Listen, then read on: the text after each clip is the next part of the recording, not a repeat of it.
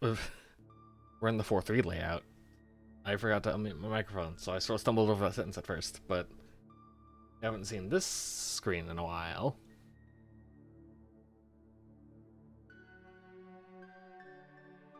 And I could play this widescreen, but I've tried, and it's a little weird. So I'm fine just rocking this one. Plus you get to see more of my model than usual.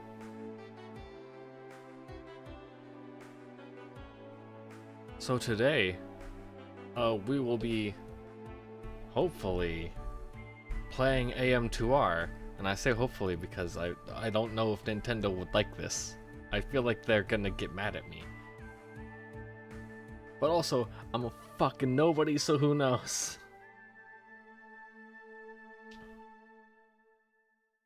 But we can at least try to enjoy this game. And I've played now every version of Metroid 2. I've played the original the most because I had that one for like years and years and years before AM2R even came out. And then I've played this one like, I think 2 times, I believe.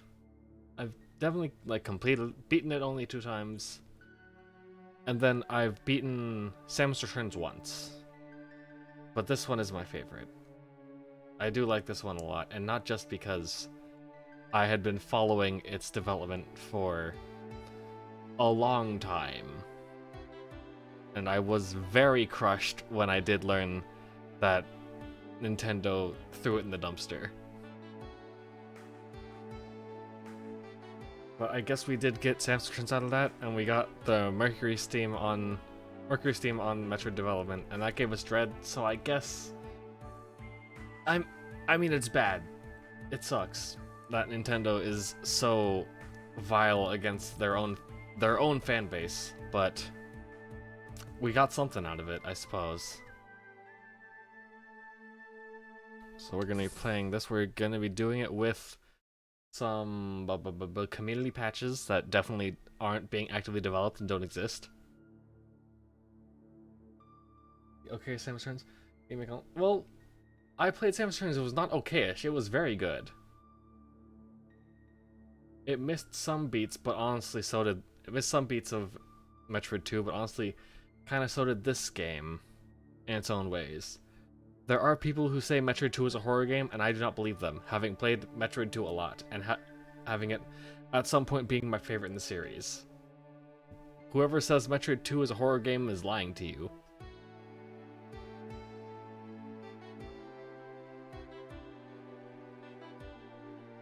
But we're doing this with a handful of community patches. I'm not sure what precisely it has added. I do know that there are additions. One of them is the widescreen mode that I said I'm not doing.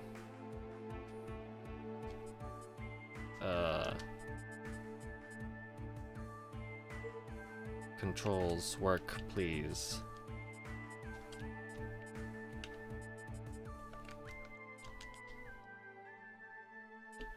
I don't know why sometimes this happens with... This happened so far with Tomb Raider. And now with this game, sometimes Steam input just doesn't work all the way. It's picking up my arrow keys perfectly cromulently.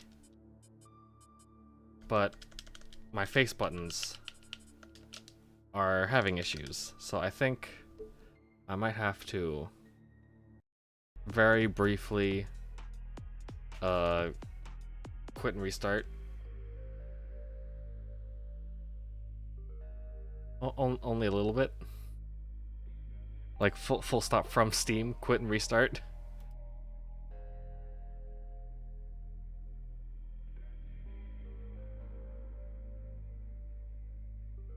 Oh, and my controller shut off. That's cool.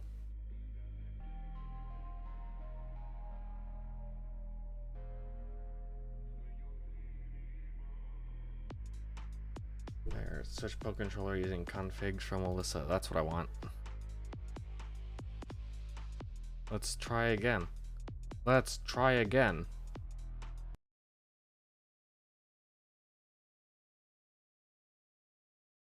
There we go.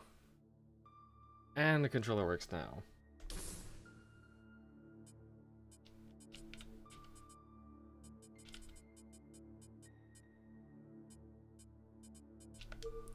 Okay, and it's gonna have keyboard tooltips because I have to use Steam input, because turns out this game came out before the Switch did, so it does not recognize Switch input. Switch Pro controller input. So I have to use Steam input. But you know what? That's life.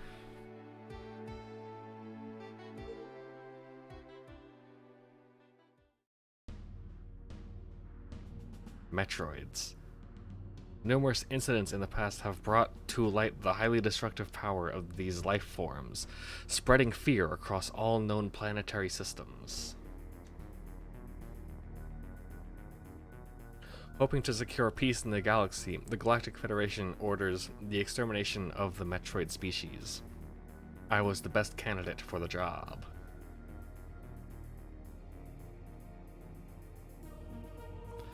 Once again, I find myself standing alone against the Metroid menace. What horrors await me within the depths of their homeworld?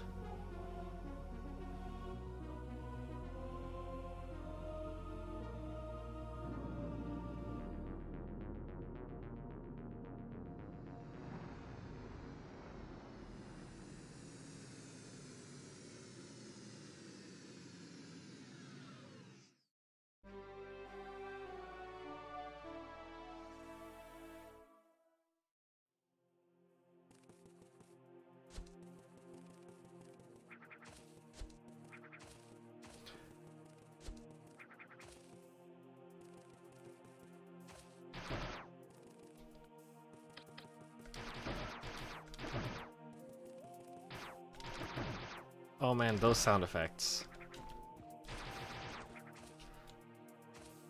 Apparently there are now mods for AM2R. I wonder if anyone has done mods for having less bad sound effects in this game. Because, oh god, are these so crunchy.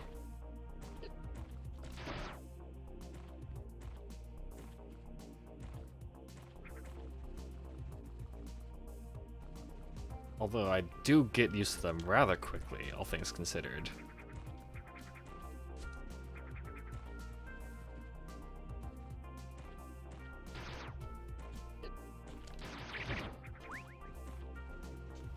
Also, this game somehow naturally supports the Switch Pro Controller's rumble.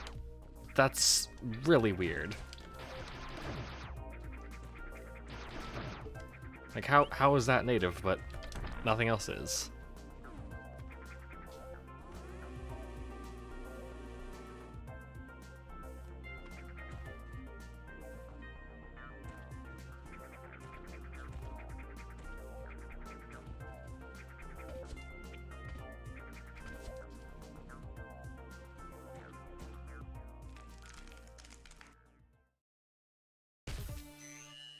There it is.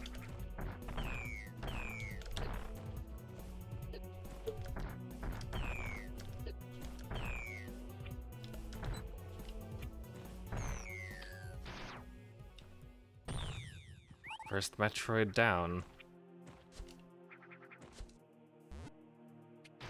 No, that's not a refill station.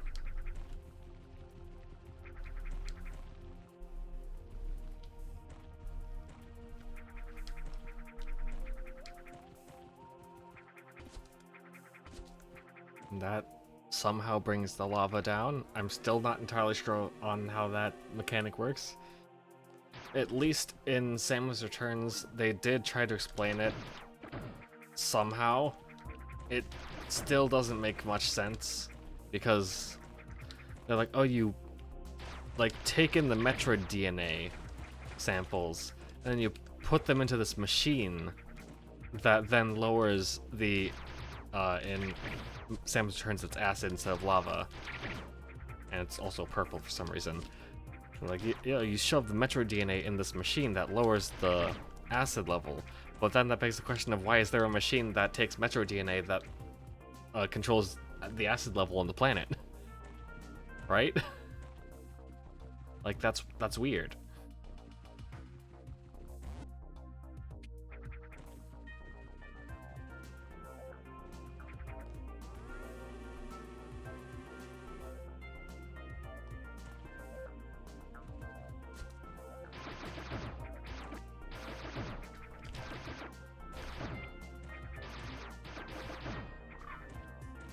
Oh, little man.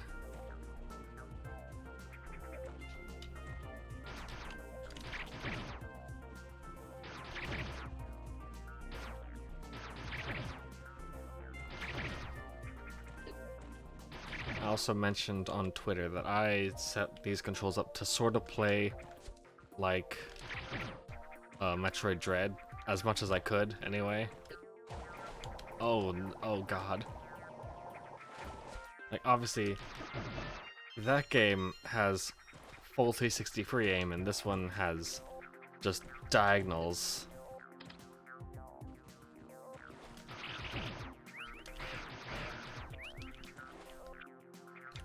And there's currently the A button being duplicated, or the jump button rather, being duplicated on both A and B. Because for Dread that would be the flash shift, and for AM2R that's nothing at all. There's nothing to put there. Because I have Morph on ZL. Oh, my controller's about to die. I should... Oh, fuck. Oh, shit, I put my microphone again. That's been a trend lately. Actually, yeah, I should plug this in, and maybe not. It will still put input through via Steam input. I sure hope it does. It should still connect as like a Pro Controller, so I imagine that it would do so. But it is hard to really say. Also, I can't see where I'm plugging this into. Alright, we're in on that side. Plug this in. Can I do anything? No. Fuck. I should have thought this through.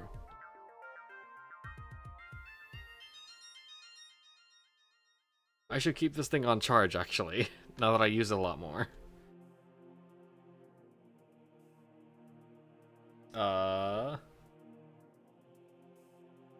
Well, I could play with the keyboard if I wanted, but that's a terrible idea. I'm gonna do it. At least for a bit.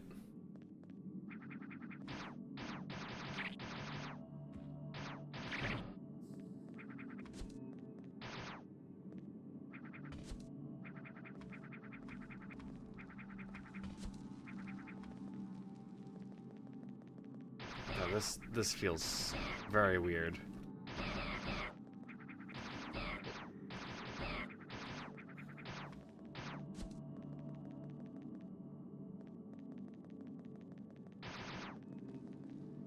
Golden Temple.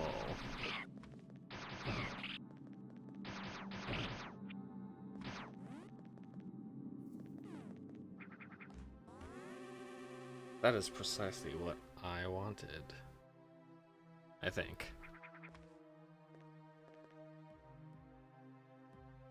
Because I think what I am currently want to do is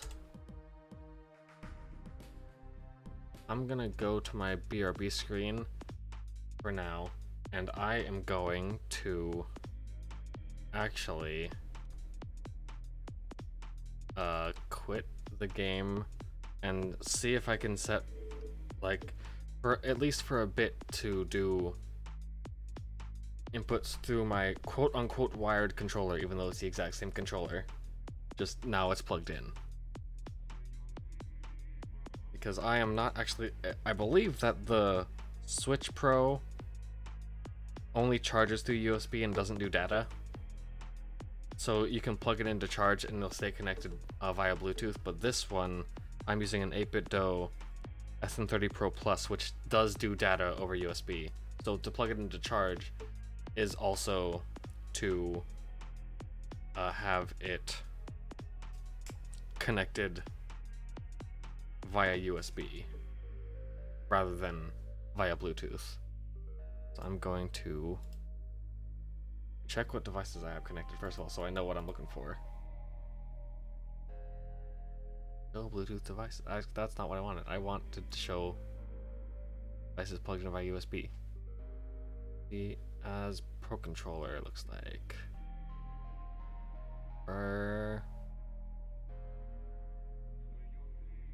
Yeah, that looks like it.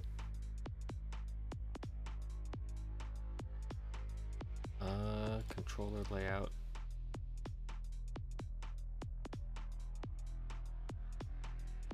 That's all set and good.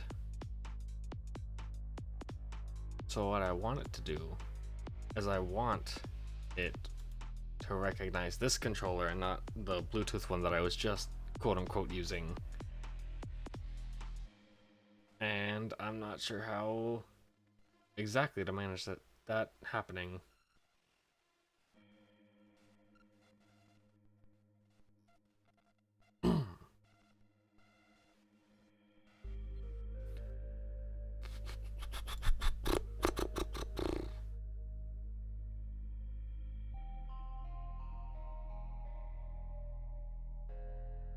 And it turns out that they also just changed how Steam handles controllers, like literally now. Like between when I set up Steam input for Tomb Raider and today. So I can't rely on my memory of setting my controller up before, because now it's different.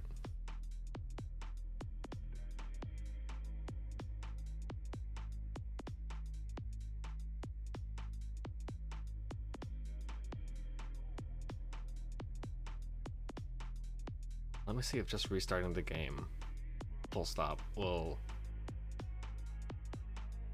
get that sorted for me, and if not, then oh boy, we're on a mission from then on.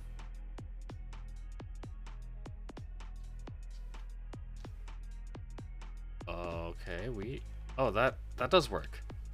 Oh, nice.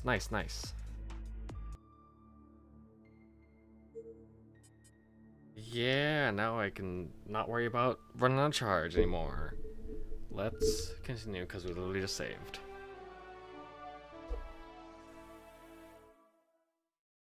Oh yeah. A little bit of a hiccup, but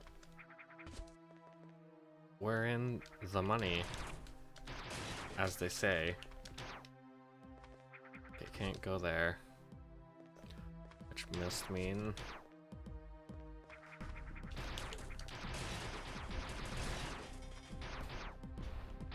can I hit you from this side at all? Yes.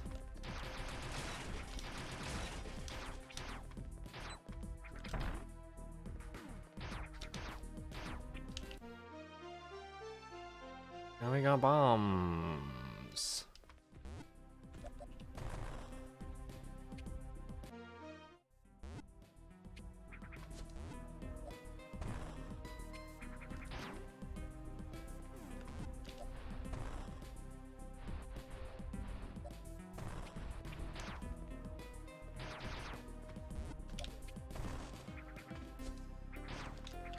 It is quite weird what does and doesn't get high quality sound effects in this game.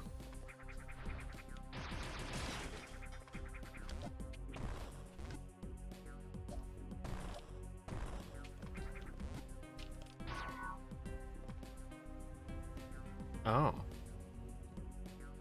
I'll be honest, I had no idea what I was doing there.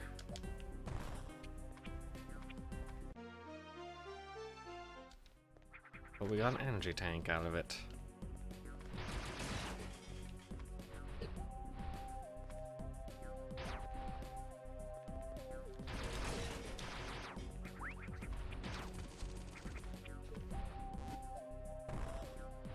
I'll be going this way, thank you.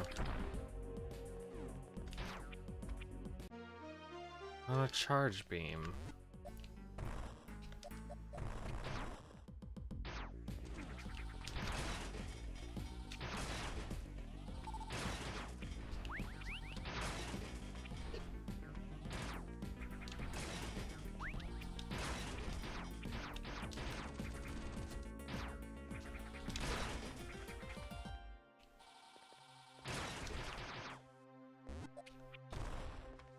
Oh.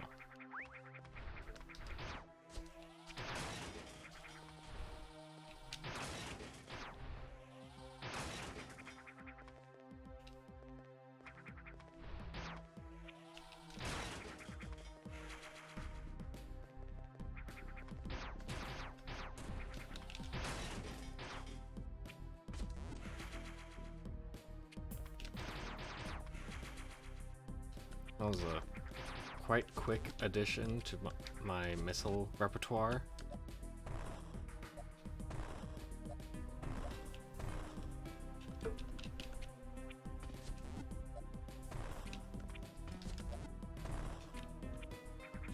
I don't know if that's how you're supposed to do it, but that's how I did it, and it worked. Oh, okay. That doesn't actually do anything for me.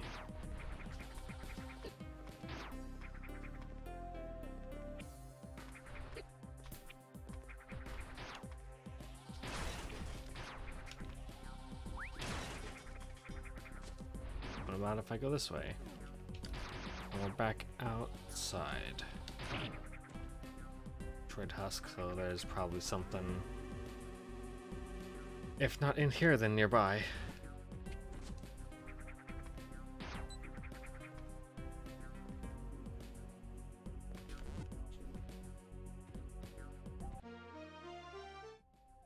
That's morph ball.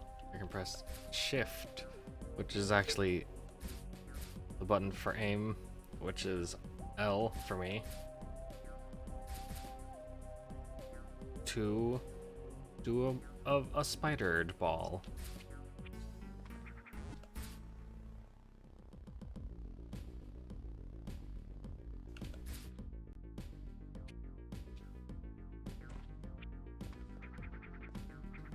Okay.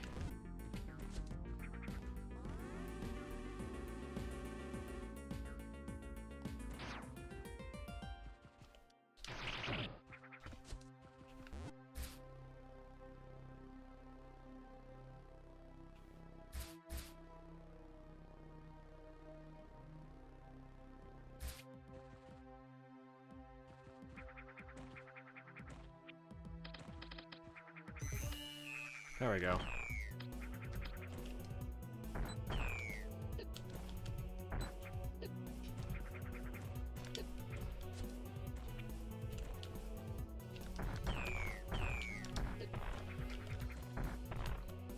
Okay, this is definitely a lot harder. Making the shells actually resistant to missiles.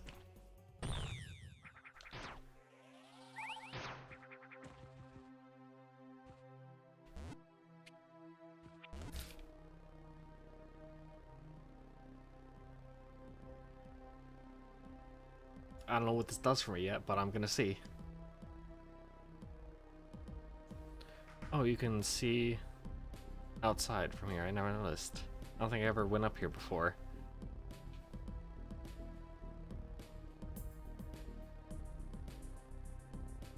Is that a thing, or is that set decoration?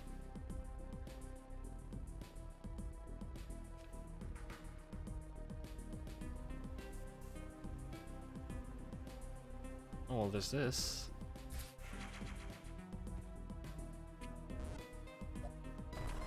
Fuck.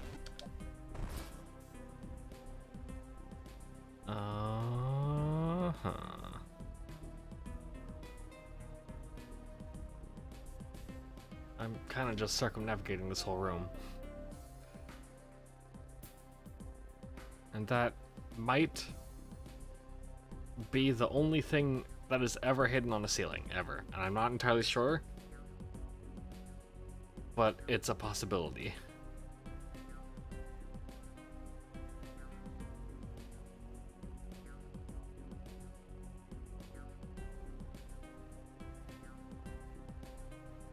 No, we're going back down, so... Okay, we have made a whole lap around. We've got 3 left in this area. 3 metros, I should specify. And a bit more of the central area to explore.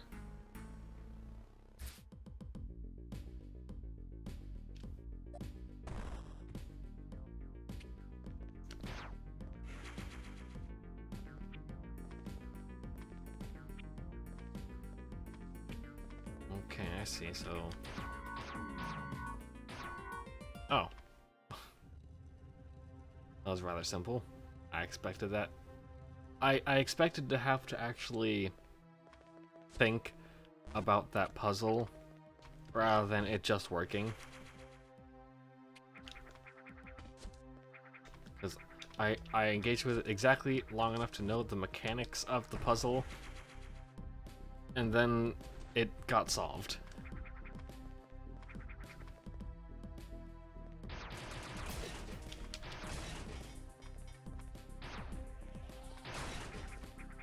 Okay, and this...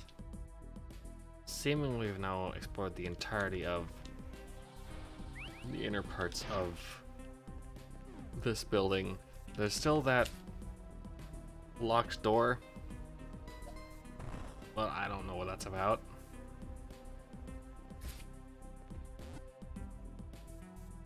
Anything up on the ceiling? No. So we can now, I guess, go down to this area, like the lower part of that vertical shaft.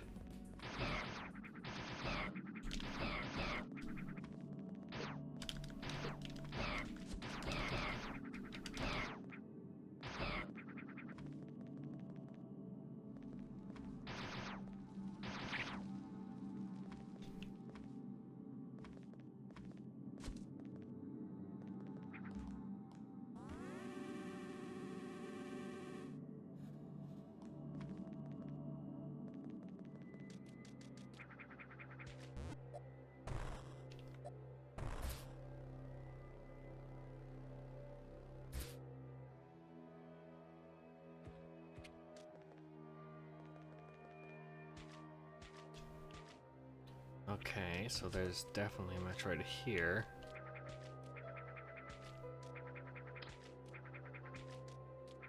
I'm ready for it.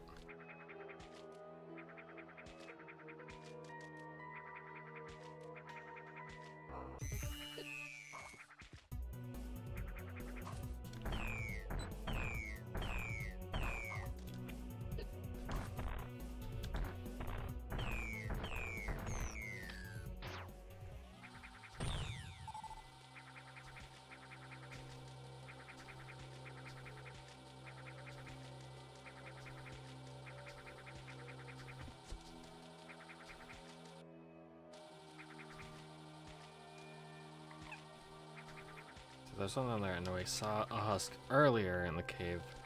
And there's no indication here, but that could... Yep.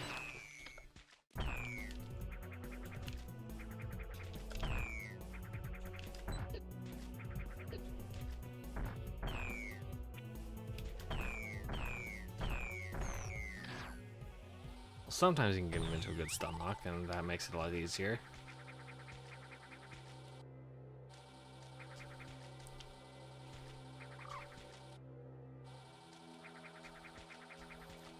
This looks like the last Metroid of the area, according to my counter. Oh my god, he wave dashed. He did the Alucard backdash.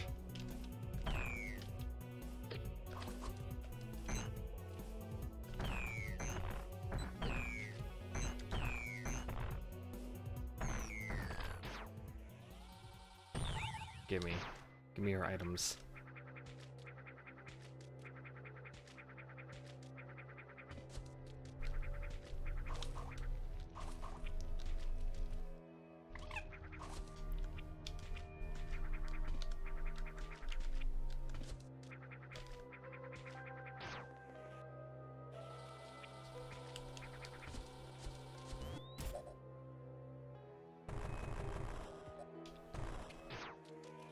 Oh, this game has that from Super Metroid, that thing that nobody fucking uses. But they included it. That's cool.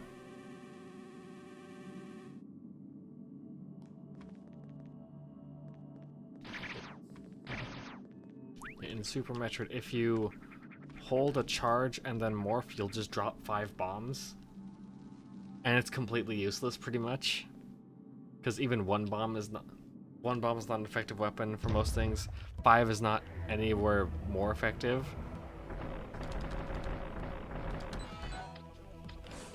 Oh.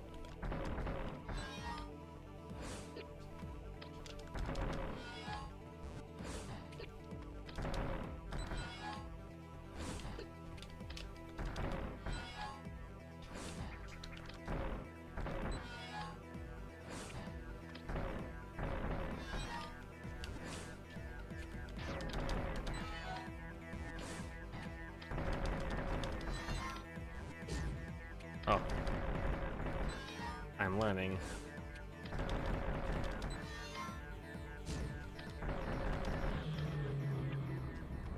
Nice.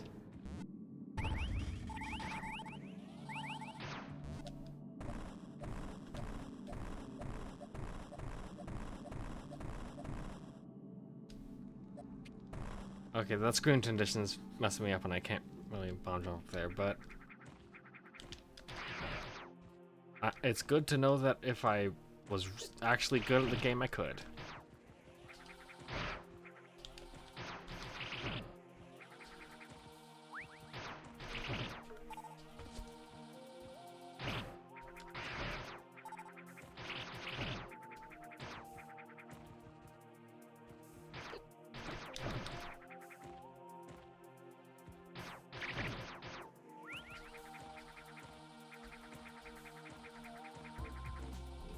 Wait. Okay. Yeah, this is the way that I go down, actually, not just going back to the other side.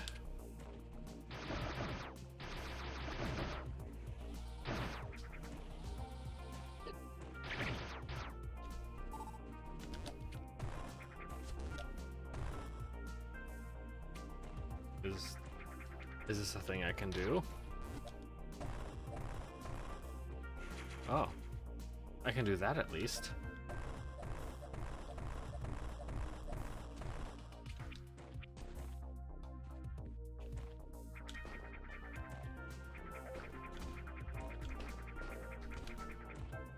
Okay, this is not a thing that I can do. I don't know when I'll be able to do that, but at some point, surely.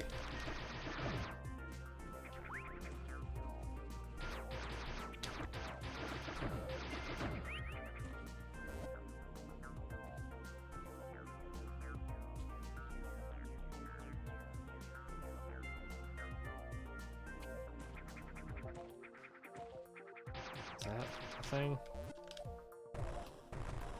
Oh, it is.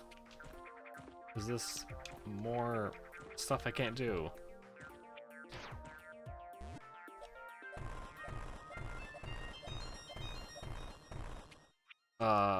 Yes. Definitely.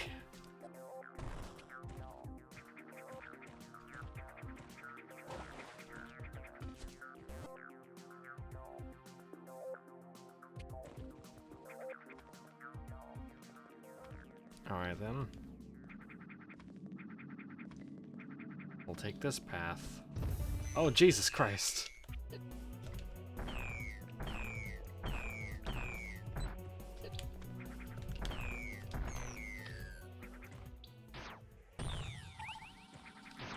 You motherfucker.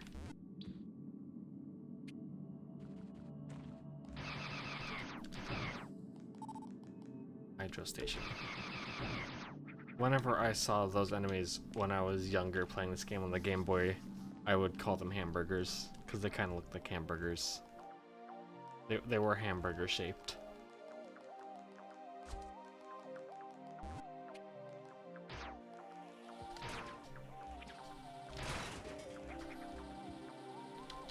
Yes, that is weird.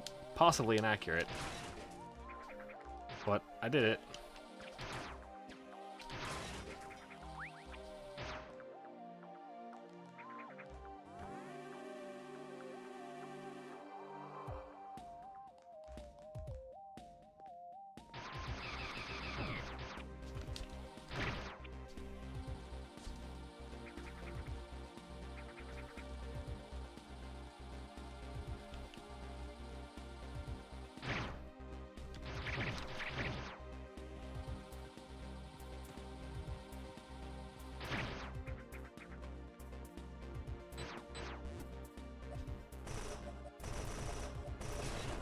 Yeah.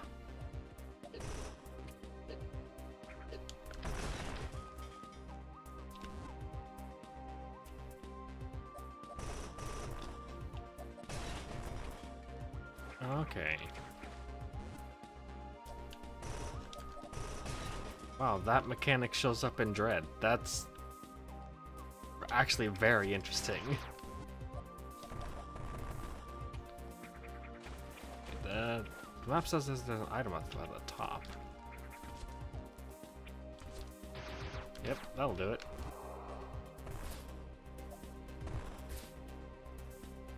There we go.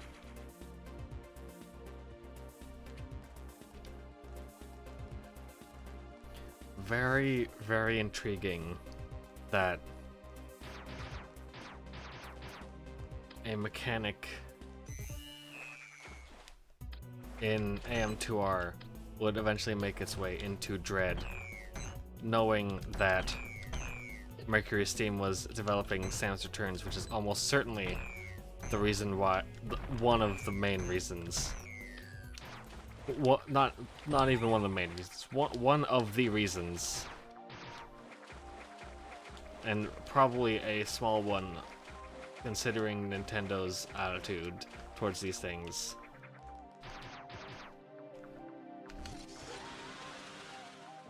One of the reasons that AM2R was probably nuked from low Earth orbit was because Nintendo was working actively, or Nintendo was having Mercury Steam work actively on Samus Returns.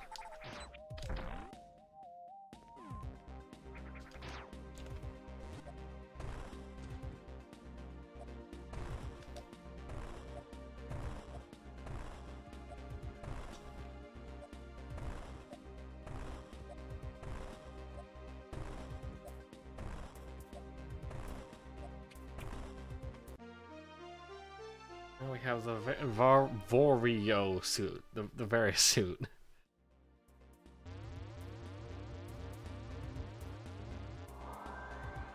That's a nice touch. Doing it in monochrome first.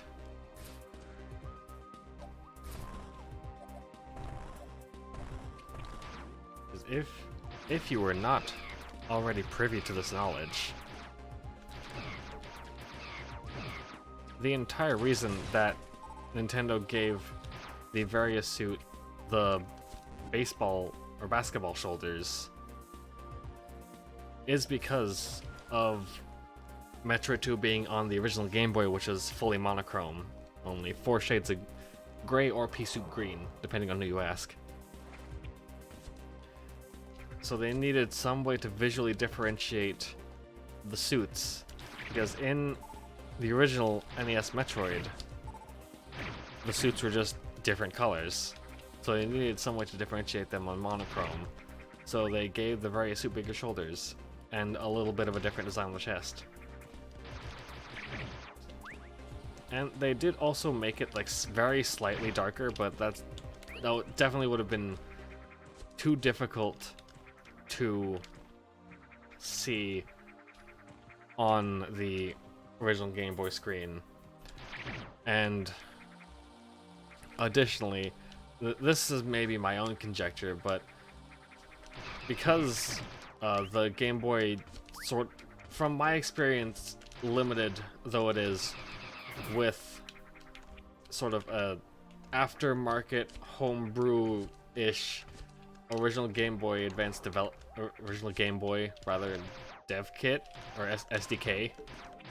Definitely not a like full hardware dev kit, but an SDK for it. in for the NES, you could have one sprite and swap the palette that it's referencing. And that is how it was done for the various suit in NES Metroid, and that saved a lot of memory because you don't have to make a whole new set of sprites for this one suit, for another suit. However, the Game Boy has no such capabilities of palette swapping, as far as I am aware at least. It's possible that there's some limited version of it, but it is not a version which I have seen, and it might be more akin to palette cycling. But it's entirely possible that they were just like, well, we could make the various suit just darker, but why, if we're making a whole new sprite set just to make it darker, why not change things up a bit more?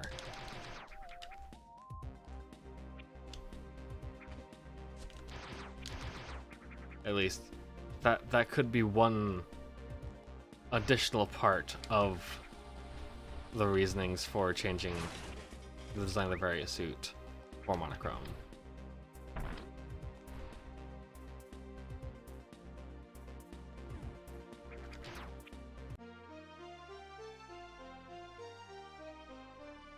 Development required it to be in development for longer.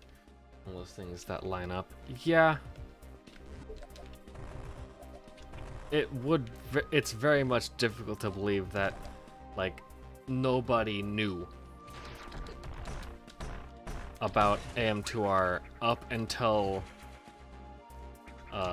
Sam's Returns was about to release, because, like, very much it had been in development for 10 years. Like, full stop. It was there a while, and it was not in private development either. And then they would later go on to absolutely demolish the development for Metroid Prime 2D in the past couple of years. And that was like in a beta stage when they killed it. And I should see if it's at all possible to find an archive of Prime 2D, because they said that they're gonna continue development on it in some way. I don't know if they're going to eventually release it as like a non-Metroid game. I think that would be really cool.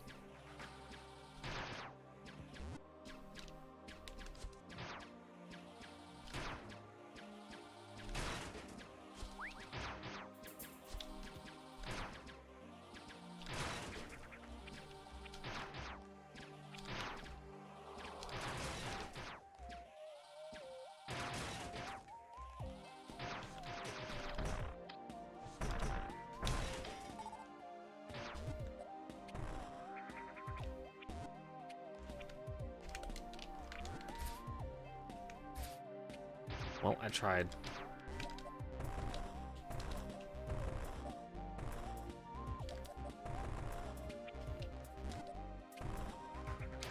Yep, that's just how that's gonna be.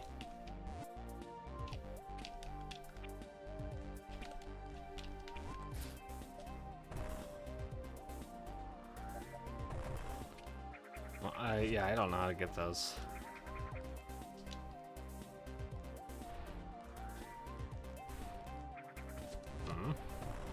Oh, that's literally just like that. Okay.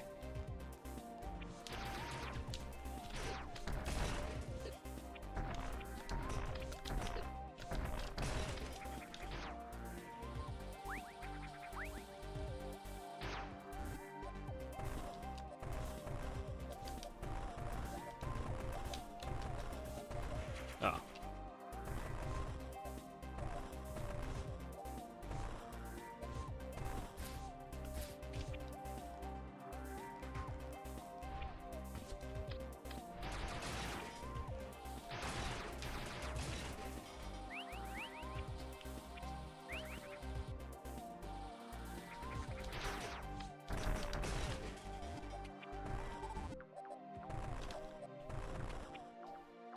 Yeah, I don't know how to get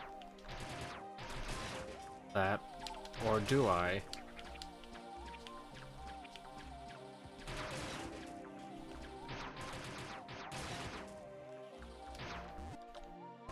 There we go. I saw the darker color of the tiles underneath. Like, is that a thing? And yes, it is.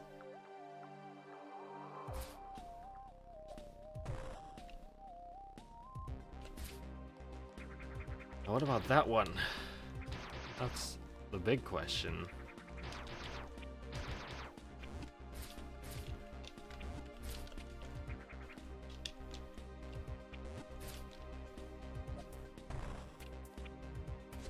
There we go.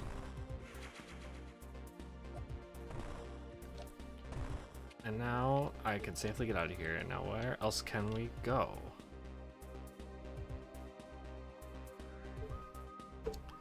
There's that whole left side that I've not really touched.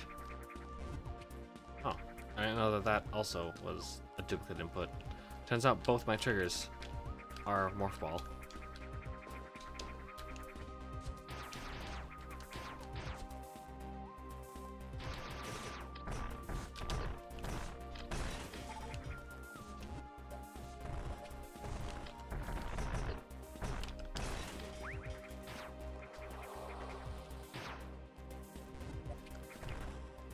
Oh, I didn't actually expect that to be a thing. And it's kind of not, so... That is, though.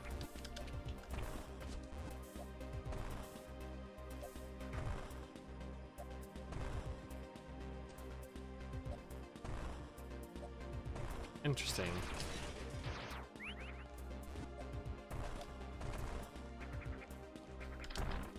And what's this, then? Wave beam.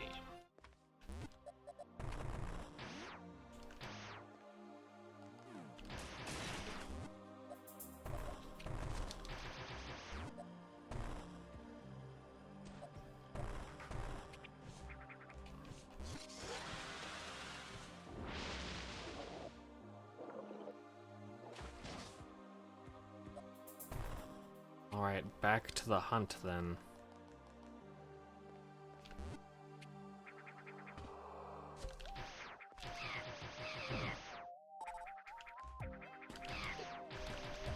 Fuck.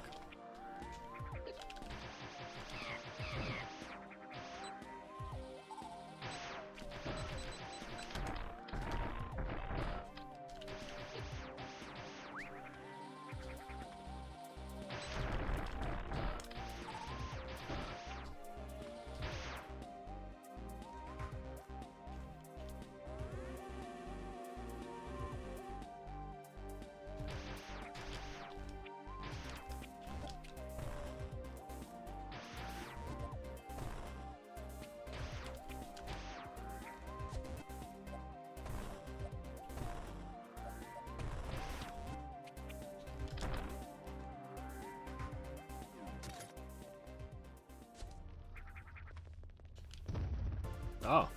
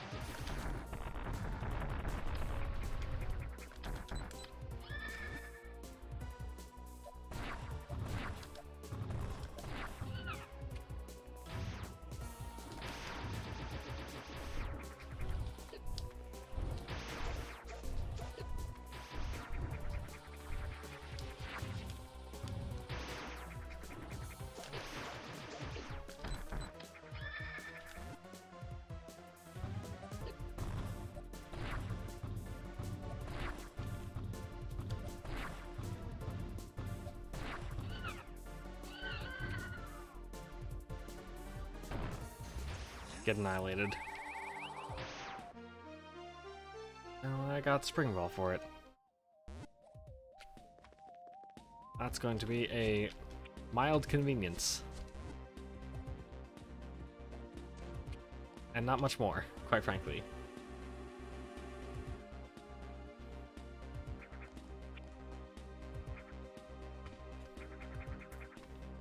Alright, and this goes back down the side of this building. There is a way in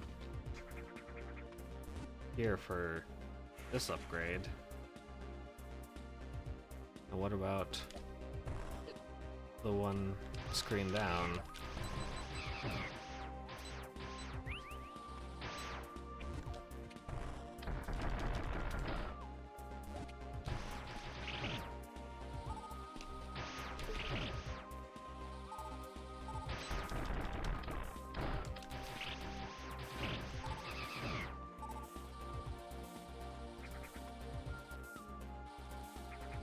Seems like that's accessed elsewhere.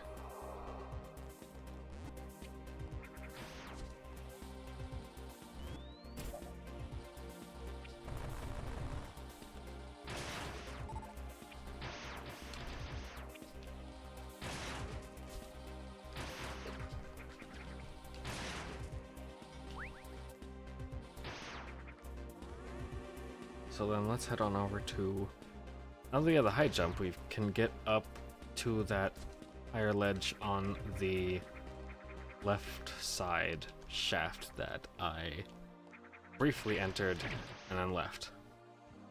Side shaft.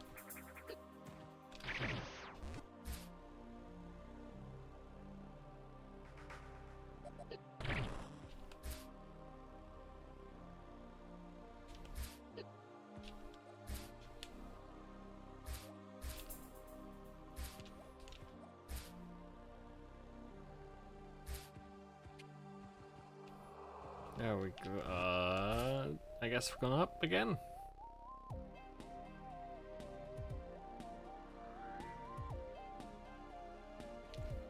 Oh, whoa, whoa, whoa, whoa, whoa, whoa, whoa, what the fuck? What the fuck happened? What I hit? I wasn't looking. I wasn't paying attention.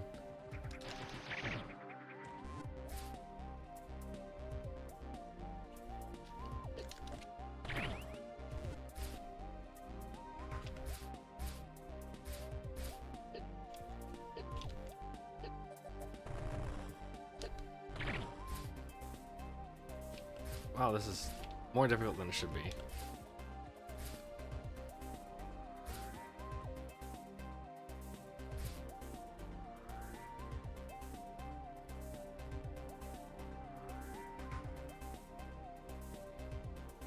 What the fuck is wrong with that? What's up with that ledge? Hello? Did they forget to... what?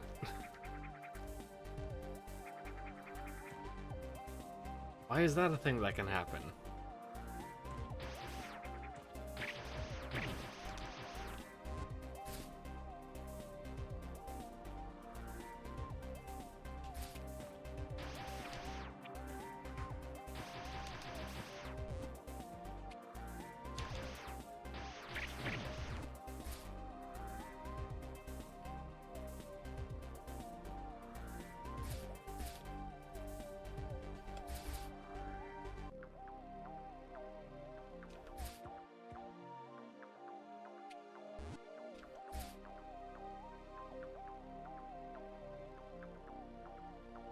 Okay, so what if I approach gently?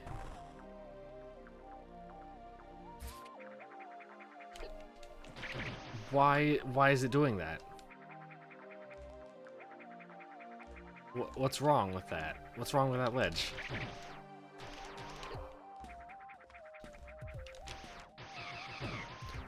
Is there any way to get up there from like the other side, I guess?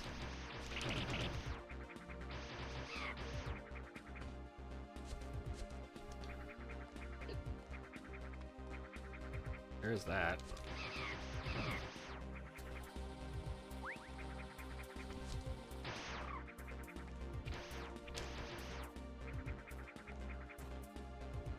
And this does look to be another way in there. Unless there's yet another ledge.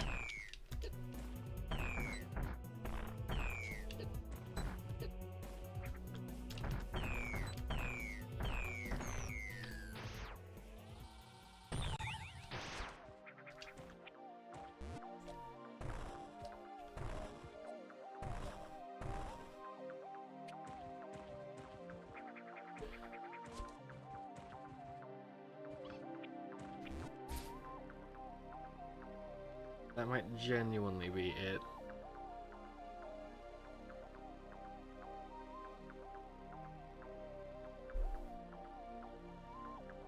On that side, because the map doesn't really indicate there could be anything else.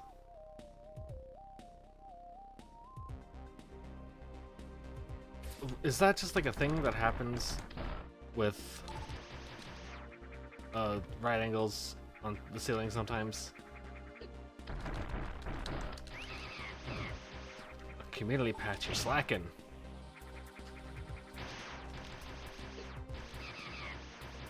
Look at these game-breaking issues. Literally unplayable.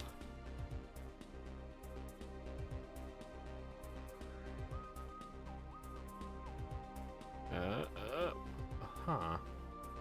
So that one works. And that one works.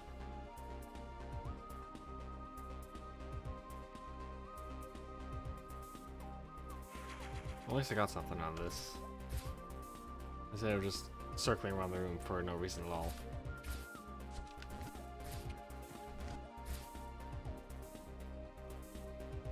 Alright, now where's it gonna spit me out this time? Well, that was my fault.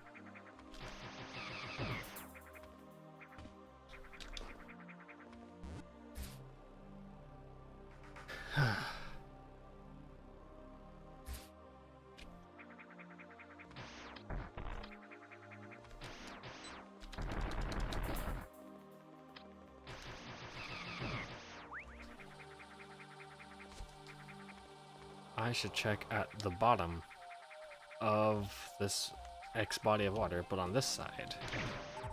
And there's nothing there. So...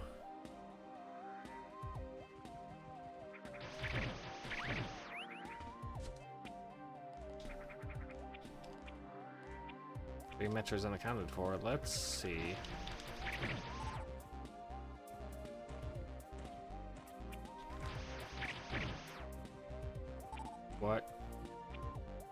What's up here?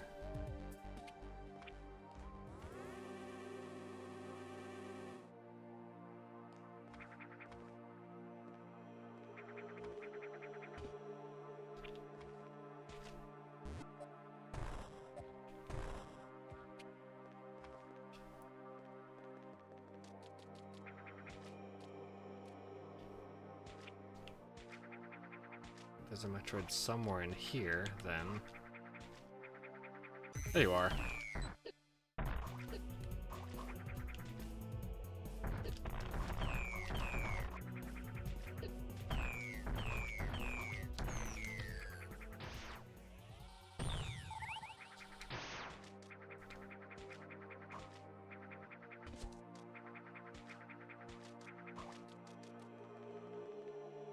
Now we can continue downward.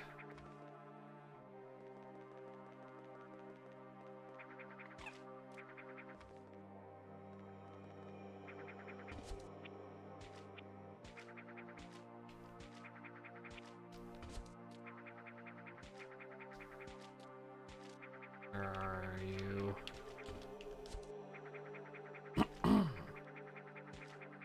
There you are.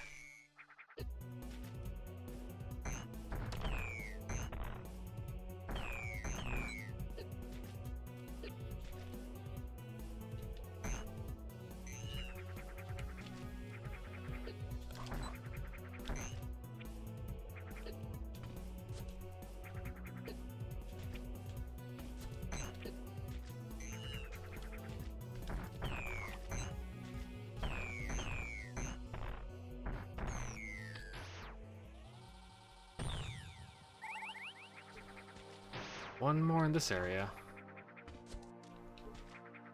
and I assume that must be nearer the bottom of this shaft here, although there's said to be an item in the screen. Oh.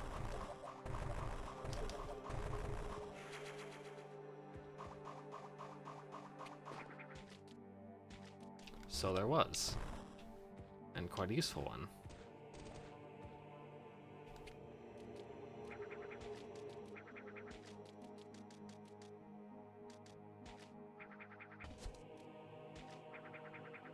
God, single tile platforming.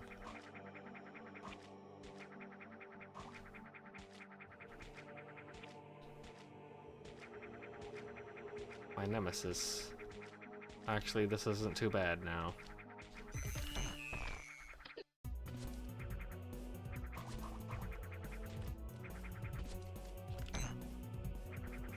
This one has like super long legs.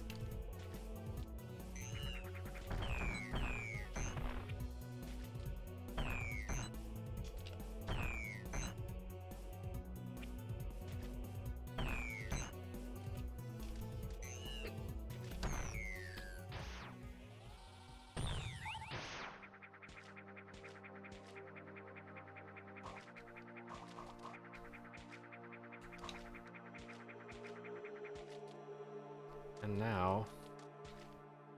Oh. Oh no.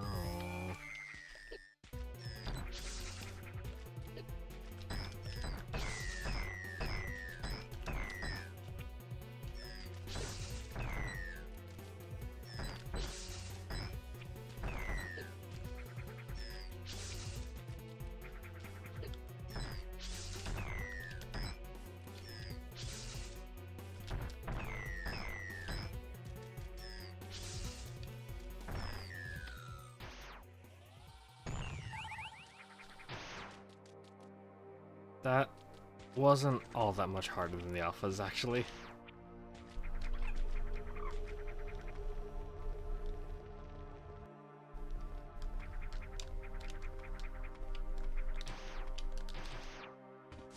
Now we can make our way back to the main tunnel and continue downward.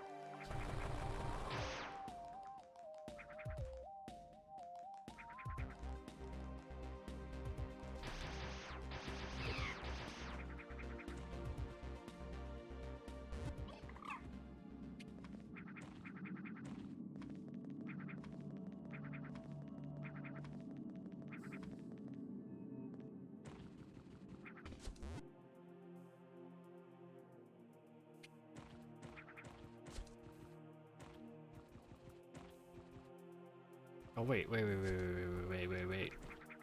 That'll have high jump. Can I do this now? Yes, I can.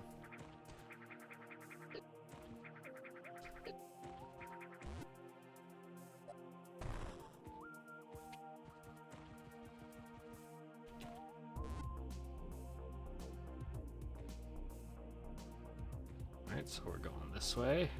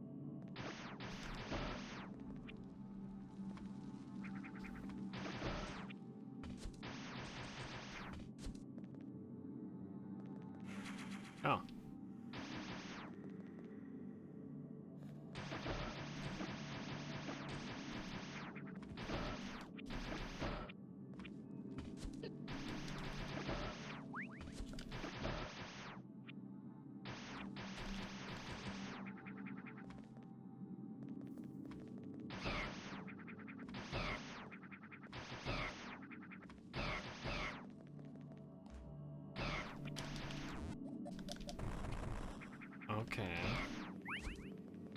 So I can come back here with the speed booster at some point. When that point is a mystery, but it's information I can use. Okay, and the only other way forward is this way.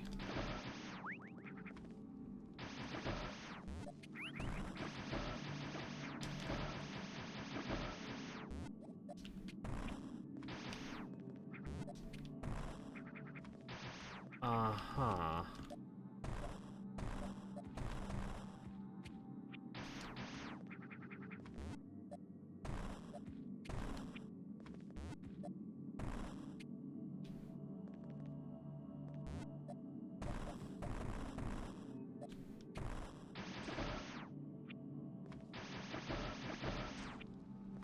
Hmm.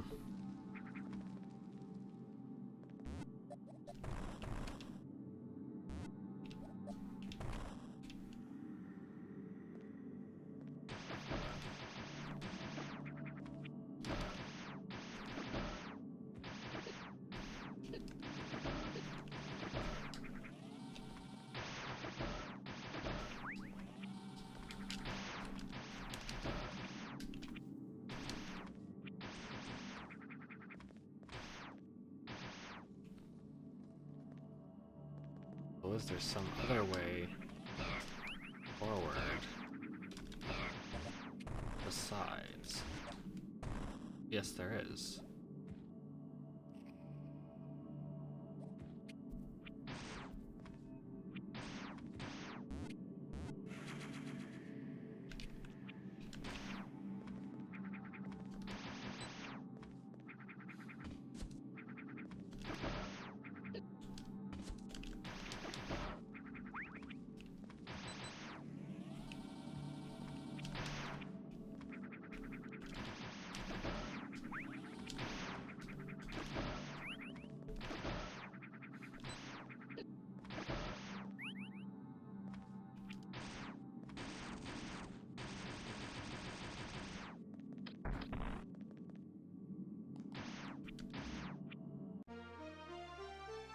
Space jump already?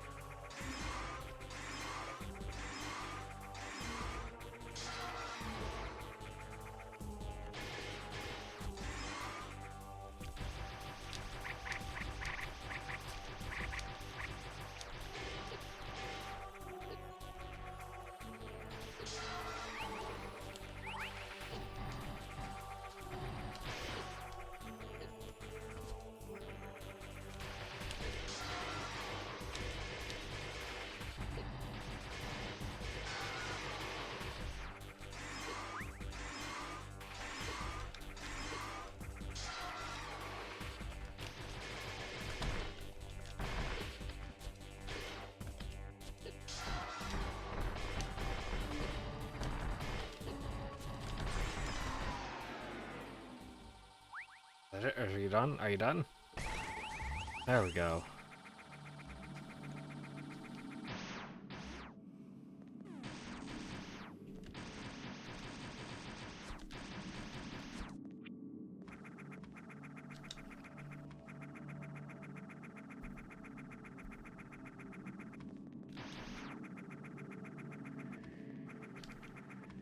Industrial complex.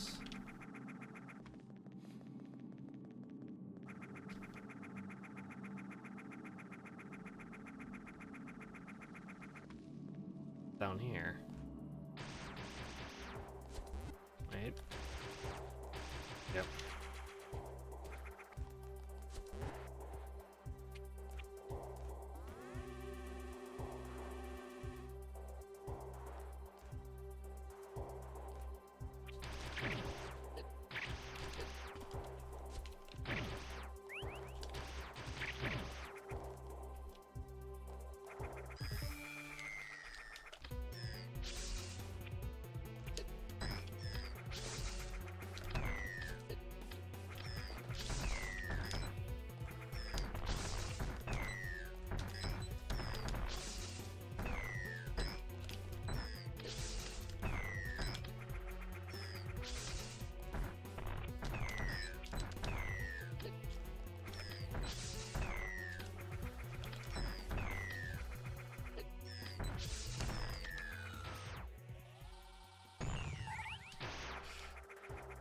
It's one down. Apparently 9 to go.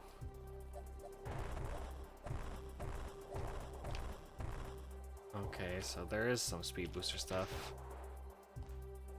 elsewhere as well.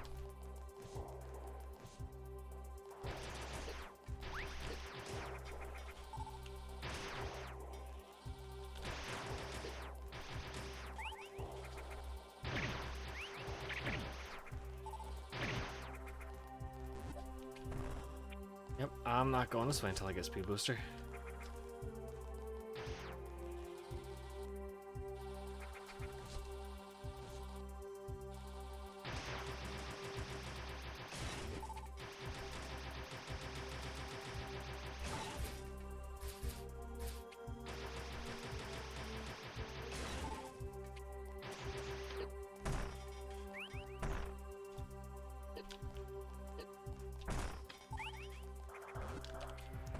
That's speed booster 2.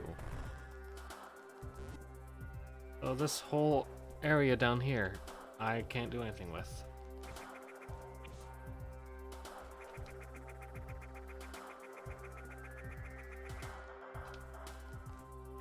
Oh, time to go down this way.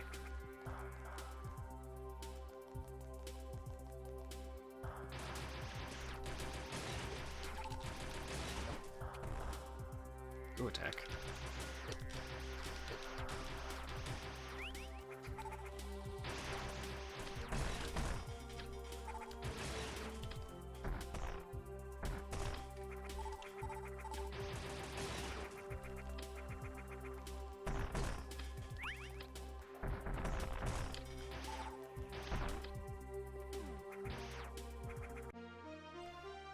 Laser beam.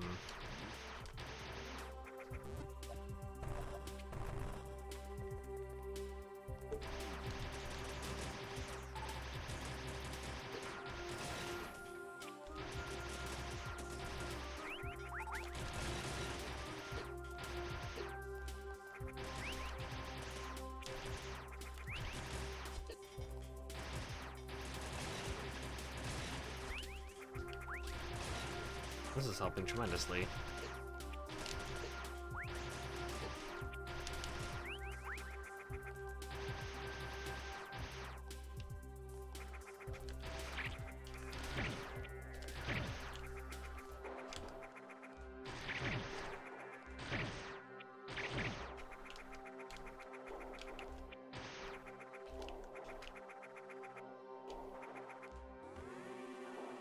So I guess I'll be going back down there later.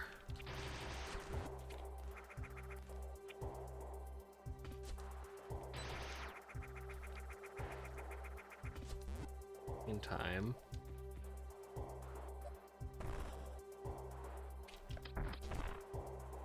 this? Oh.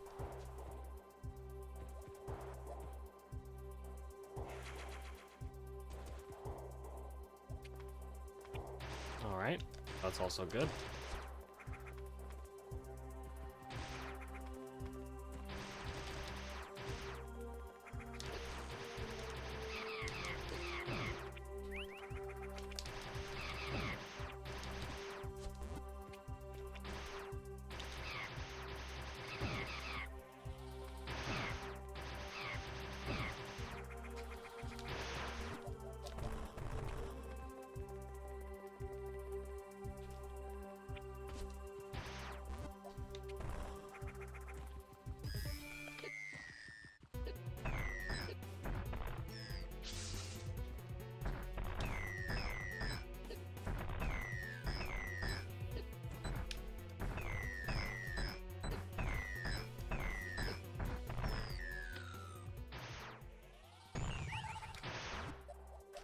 One more down, and I can't go any further down here, so...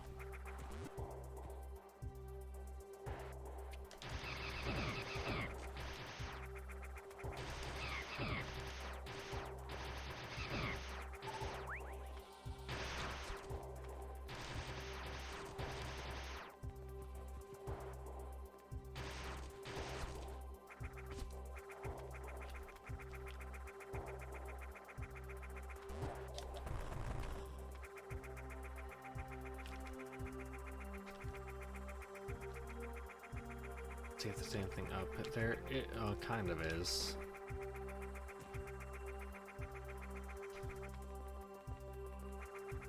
Because that's a super missile door, which I don't have any of. And I don't know when I will either.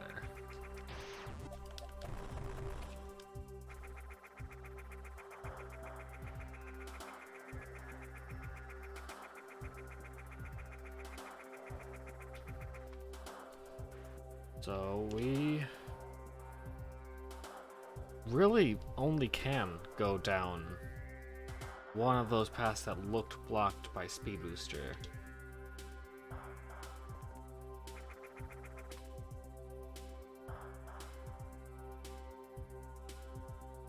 So I guess we're gonna do that.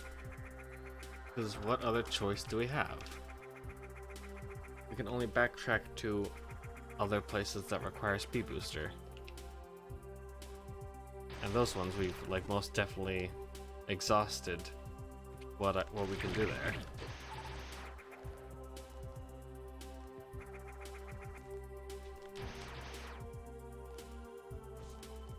I guess we'll start this one.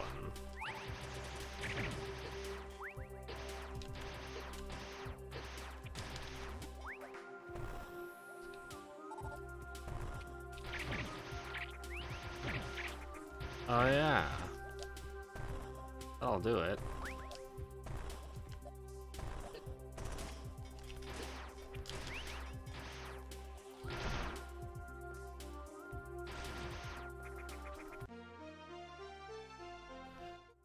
All right, now we can get down to actual business down here.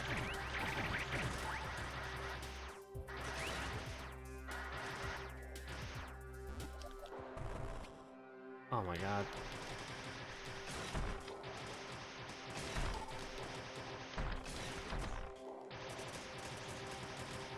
That was gonna be cool.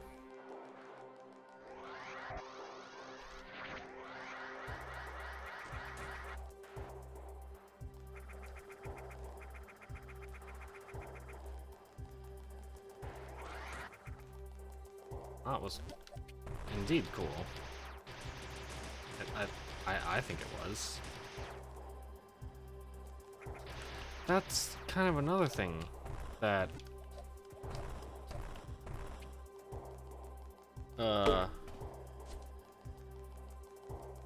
that AM2R did that Dread then later borrowed, is having something keep you in place while you run to build up a speed booster to use.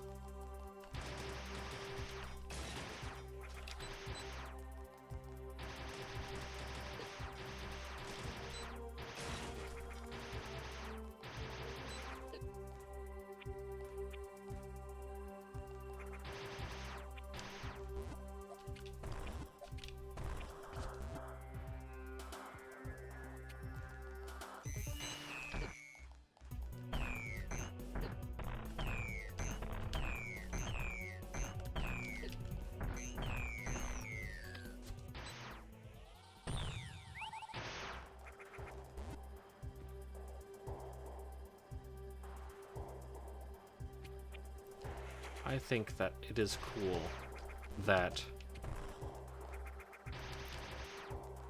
developers will borrow ideas from fan content if they're good ideas.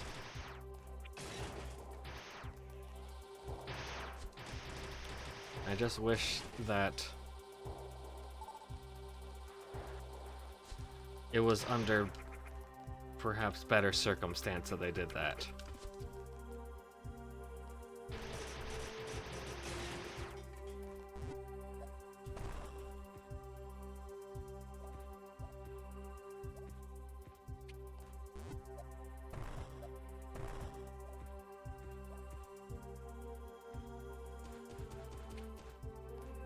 Oh, I guess I'm down here now.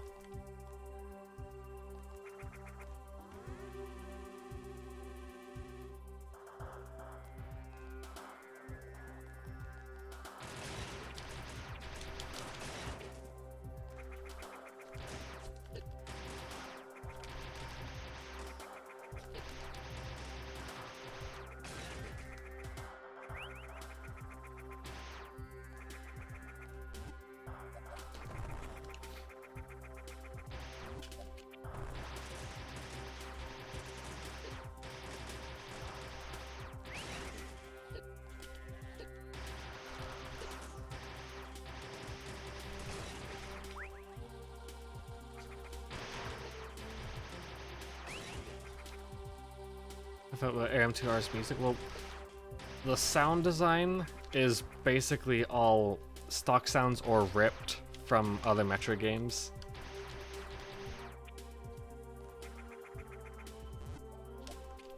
Many of which done with rather low quality, which is very unfortunate. The music is very well done.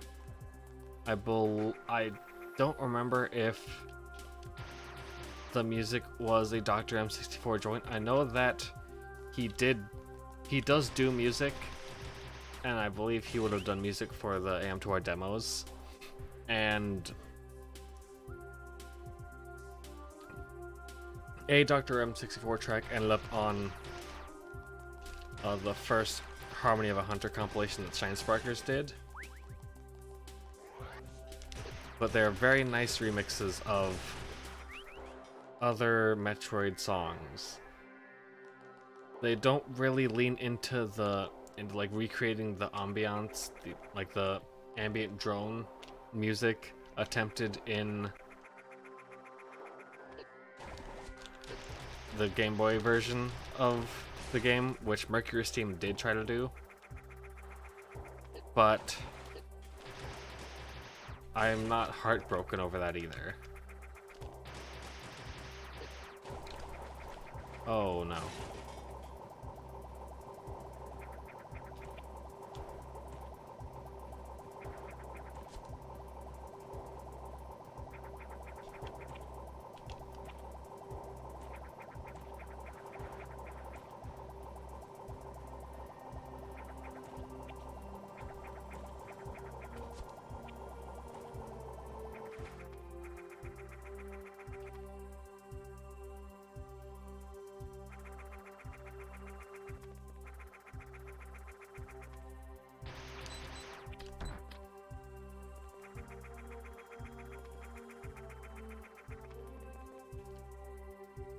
It just felt like going to magma. I got knocked in. Oh no.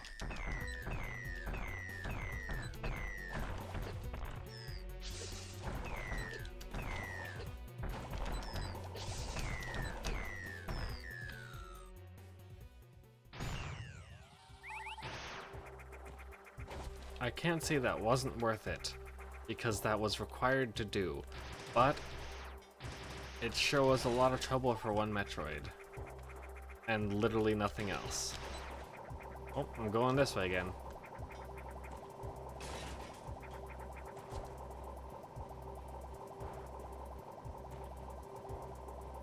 I'm glad it takes so long for the energy to drain from stage hazards, because that would have sucked to do in Dread.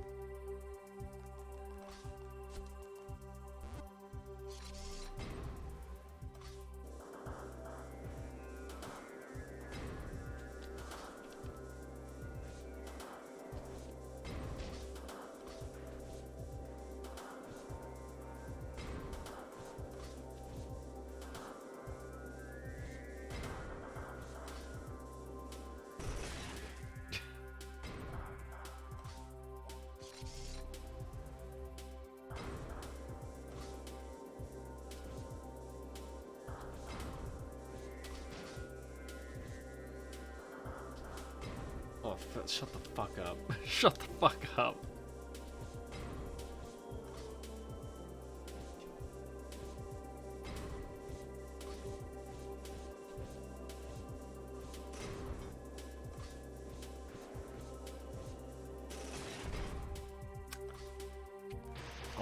I'll take that.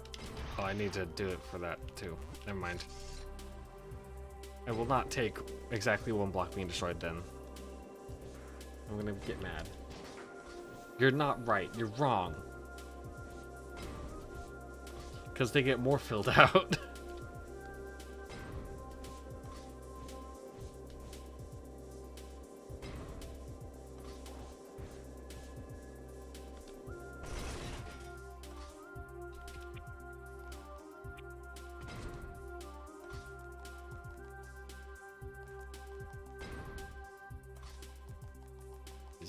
You ought to see the hips on the Omega Metroid.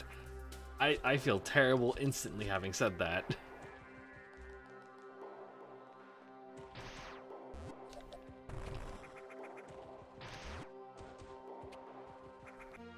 Super missed the time. I-17? I don't actually know.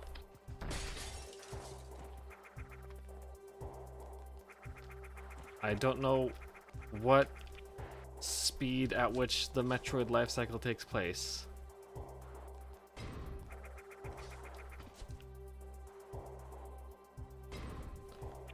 There's something written in Chozo on those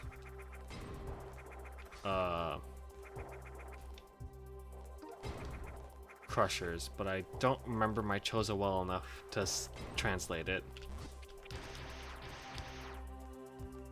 That's the filling out age. Oh, never change East 3, except by God, please fucking change East 3. Oh my God, that was so uncomfortable.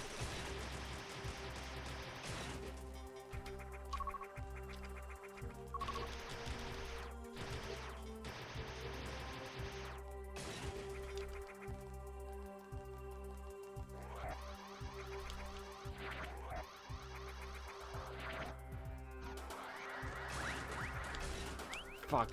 I didn't mean to do that. Yet.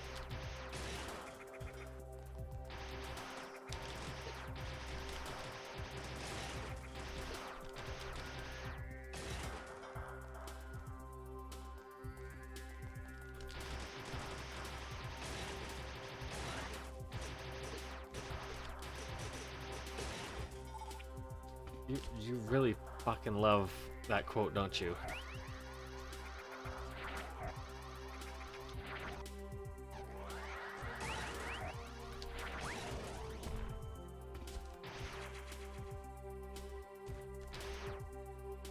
Oh wait, if I want to actually leave, I have to go this way.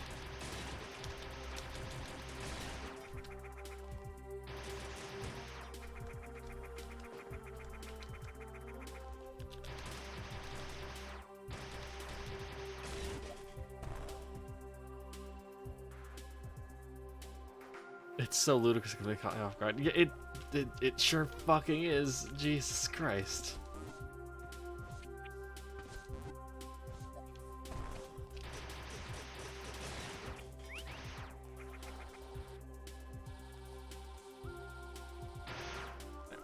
Why did they feel like that was a necessary thing to write into the game script?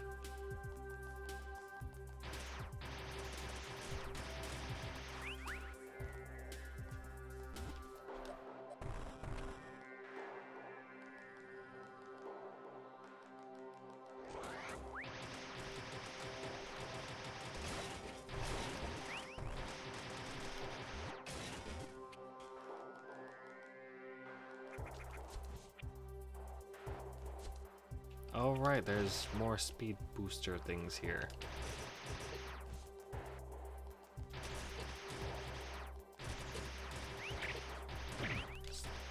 Fucking stop that.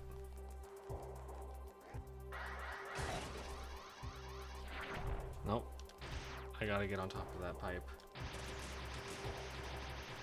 The issue you mess will have that line. It probably will.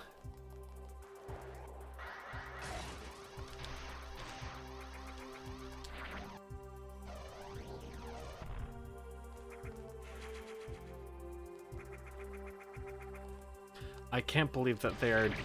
I actually genuinely cannot believe that they are doing a remaster of a remake. Like, they're really doing that. And they're picking that one to do. I would think, if I was like some top brass at Falcom, right? If I was making these decisions on what gets a remake and what doesn't, I can't do anything here. Or which remake gets a remaster and which doesn't. I would think that I'd do it for Kefin Lost City of Sand. Because that one never got released in America. So that'd be the perfect time to localize that.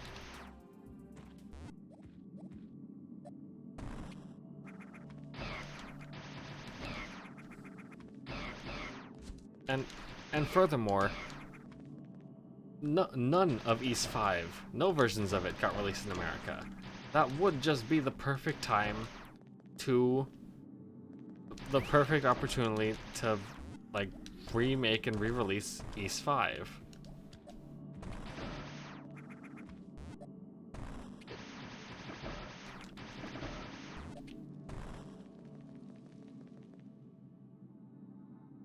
Yeah, I did give the ring an EC to the wrong person. In my defense, I never once spoke to an NPC named Ronaldo. I had no idea that he was looking for a ring.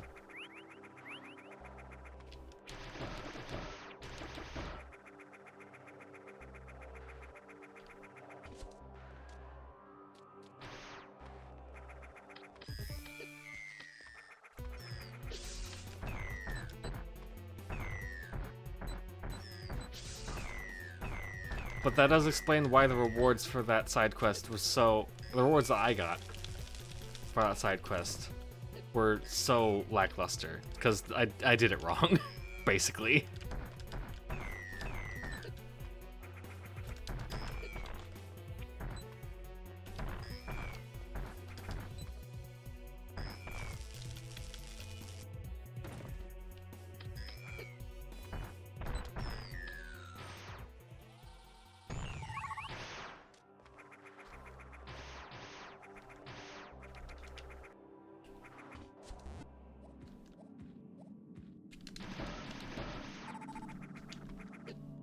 Oh.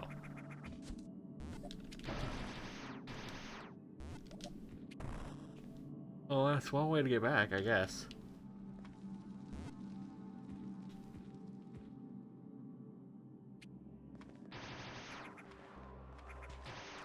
The game gave me character text that would imply that Cynthia would be interested in the ring. And she was, for the record. I was not wrong. On that front, anyway. They gave me character flavor text that was nearly guaranteed to be seen by every player. Because it's after you go visit the shop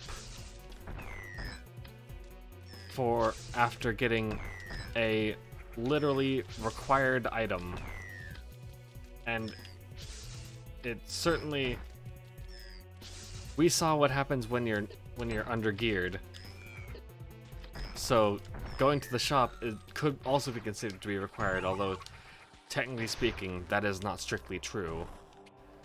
So I'm fairly certain in saying that 100% of players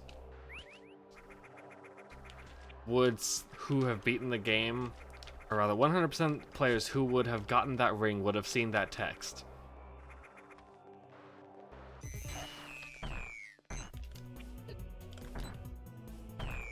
So what do you want from me?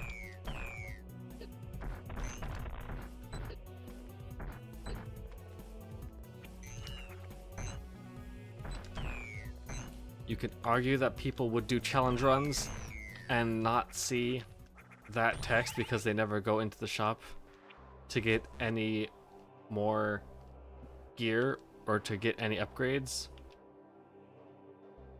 Sup, dude? But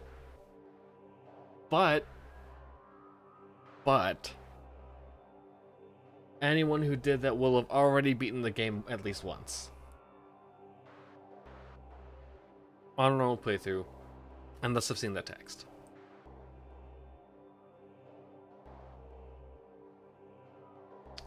So I argue that I had the canon ending to that side quest.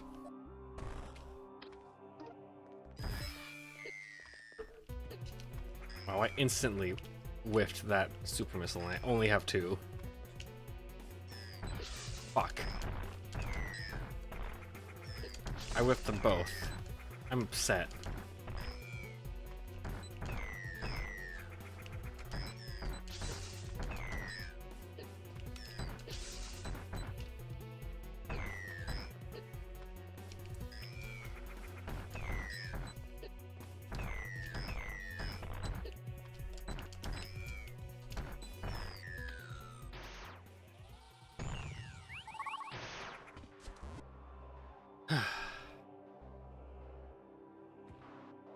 So there's 2 left.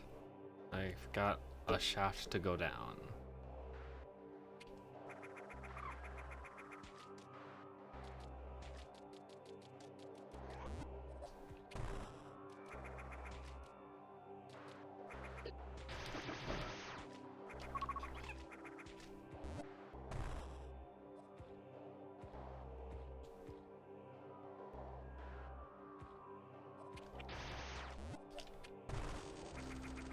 Whoa, whoa, whoa.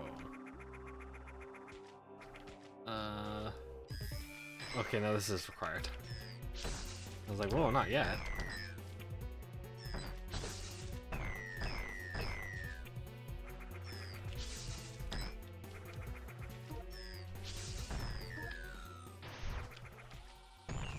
Well, I got one.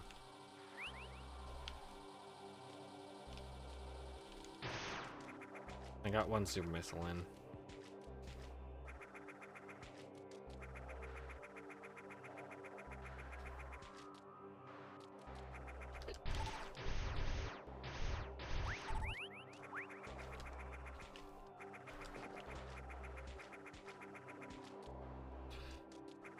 One more left.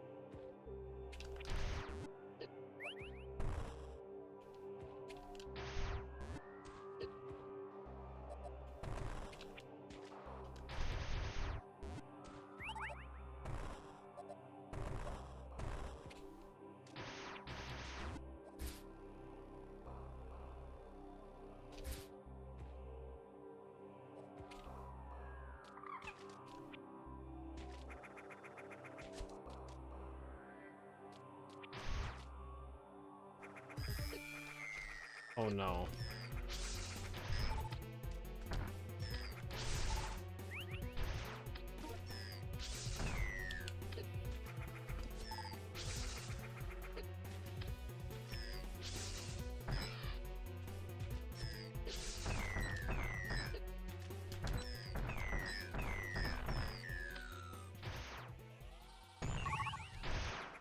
That's all of them in this area. Now I can leave.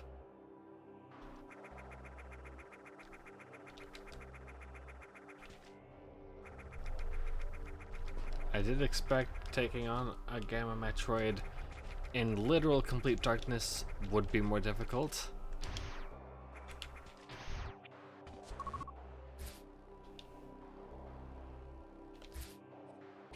Oh, I guess Spider Ball does not trigger crumble blocks.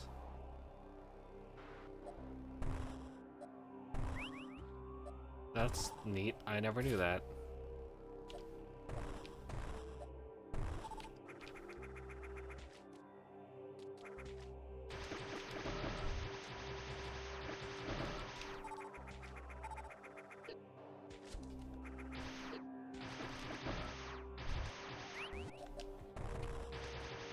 Alright, how do I get over there then?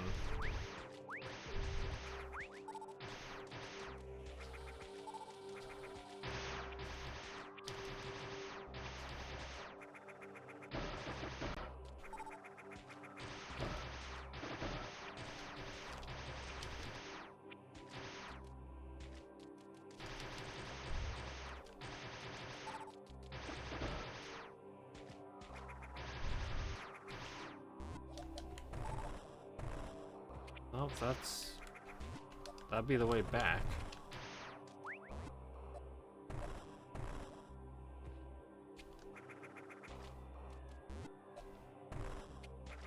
I mean, at least I think it would be.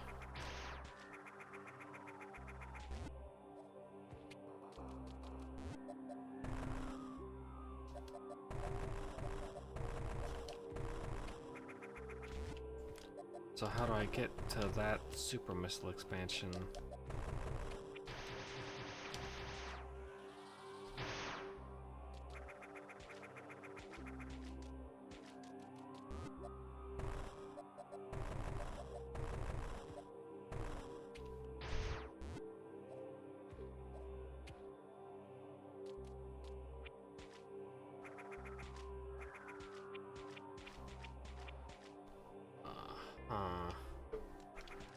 I'd somehow get in that tunnel, which would break those crumble blocks, but how to get in there is the question of the hour.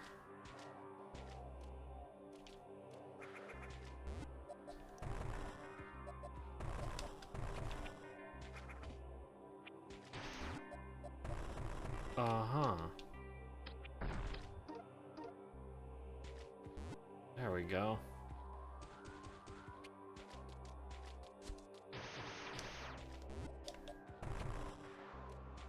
I see.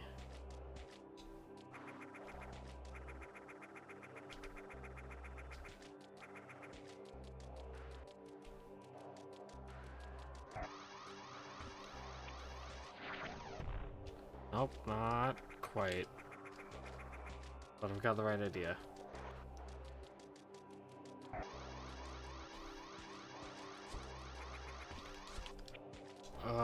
Not fast enough.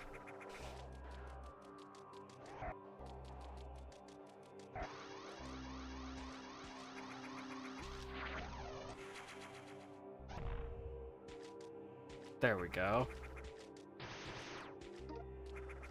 I'll save those.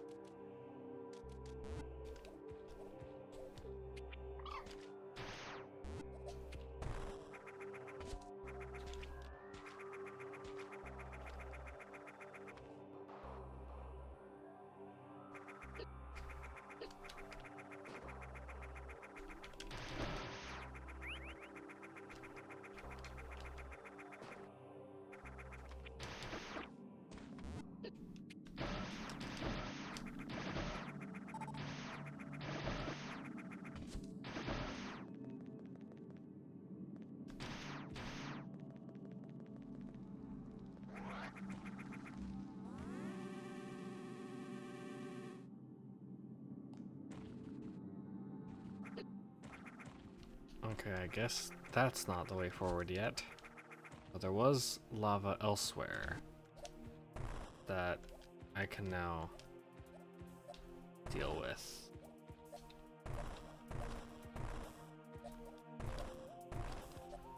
And there's also some kind of item somewhere on the screen.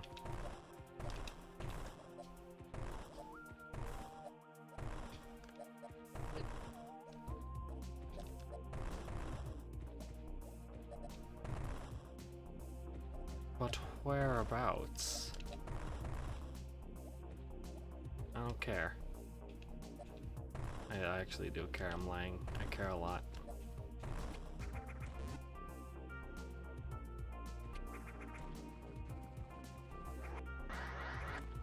Alright, so we're going down this way.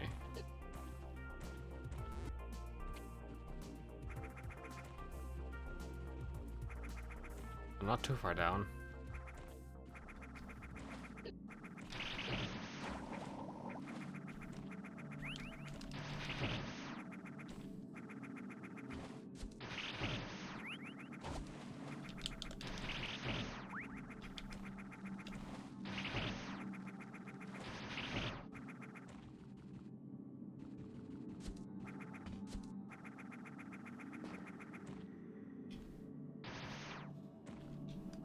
Alright.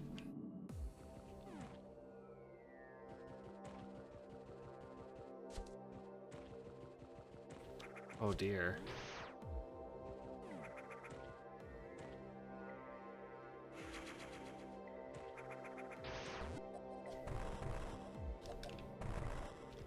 Well, that's comforting.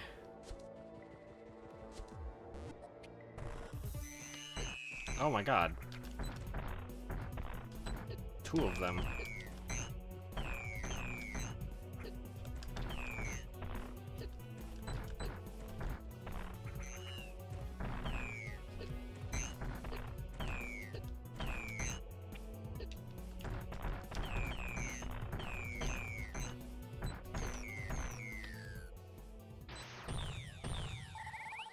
There we go. Take that.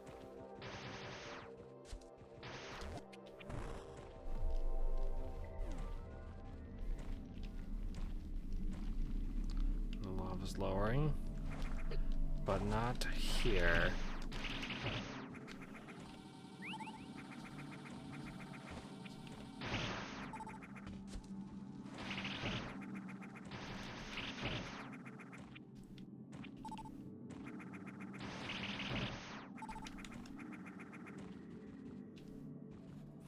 Yep, we're still not going down there yet, so maybe probably that other lava pit then. The one that didn't lower before, this time is probably down.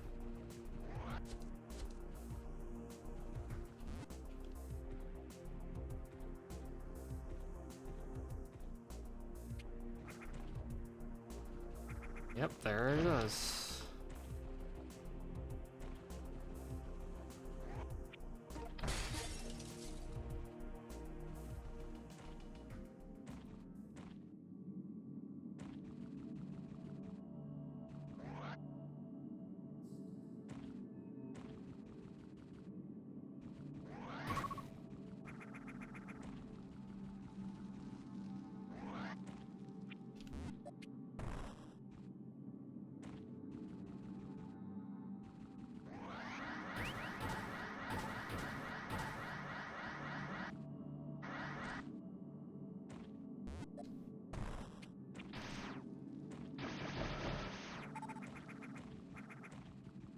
This is some kind of mine.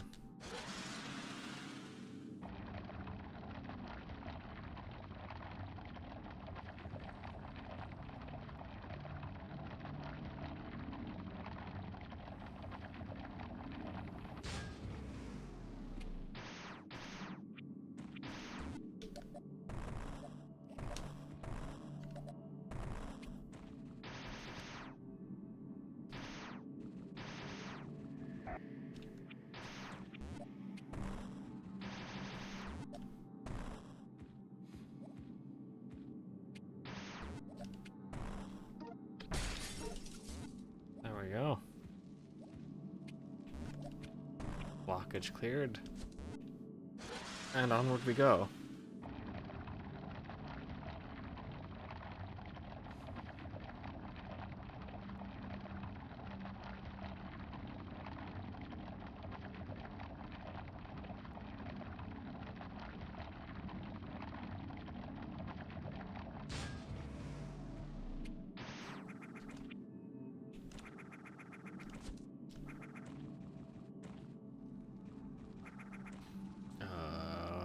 What's here? A save station.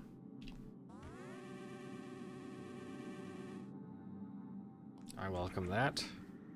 And now...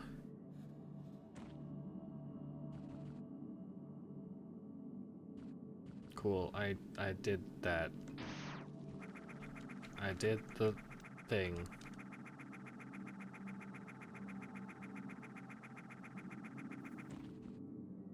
Also, that room happened.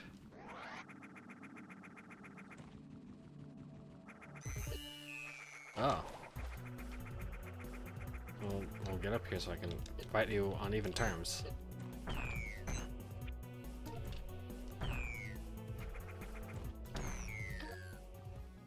Easy. Done.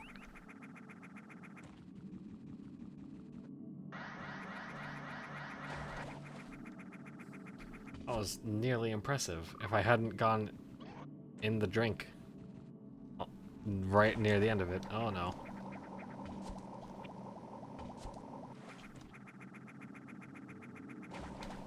Oh, Jesus. Oh, Lord. Oh, have mercy. Is there enough room to charge up a speed booster? Nearly. Actually, mostly not. Oh god, this is difficult.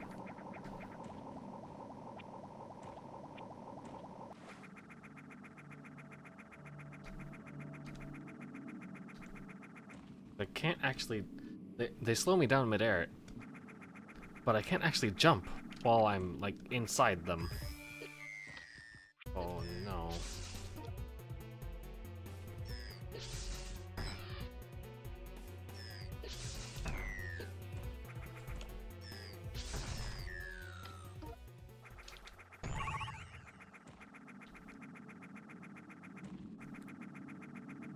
Take that. Harumph. Please. Please, God.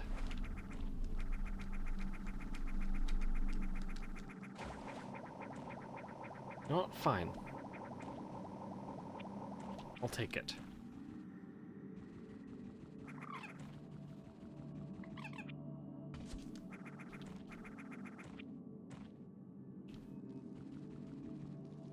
And now my guess is that the previous lava path that didn't go down has now gone down.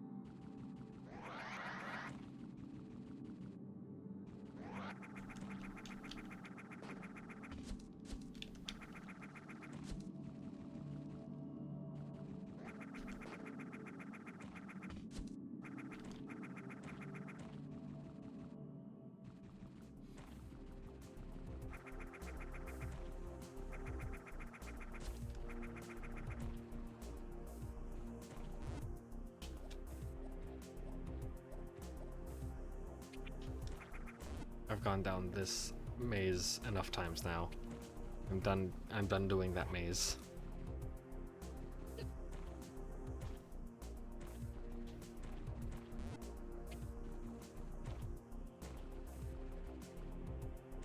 There we go. Oh.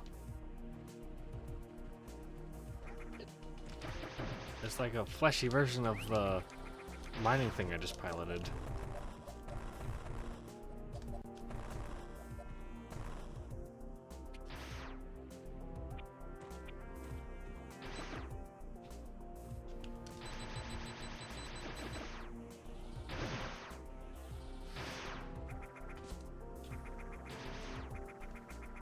Is there a way to get over there? There must be, I just don't know it.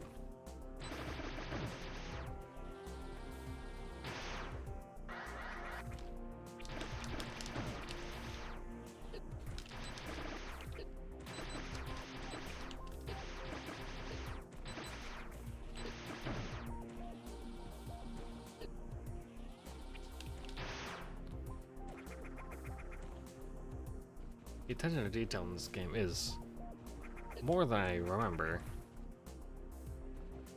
Like those enemies in the wall camouflaging as the green fungi also coming on the walls, which was not even in the original game. So they just like, Dr. M64 just came up with that. And I say Dr. M64, I don't know if that was his idea. And that's sort of falling into the single auteur trap, which is not a thing that like actually ever happens.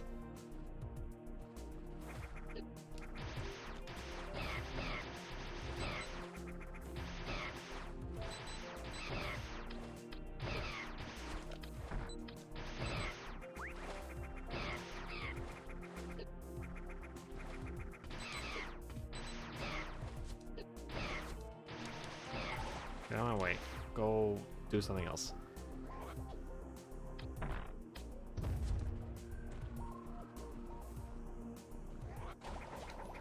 Oh, fuck.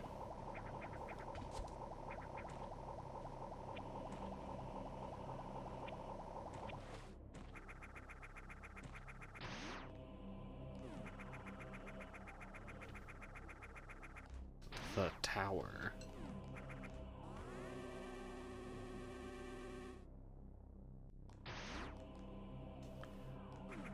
Well then. It is really cool that Dr.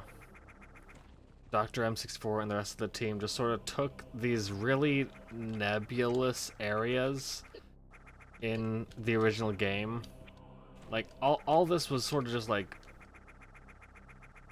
the same ruins tile set and like very slightly different kinds of rock in the original games. And if I recall correctly, in... Oh no. Oh god. In...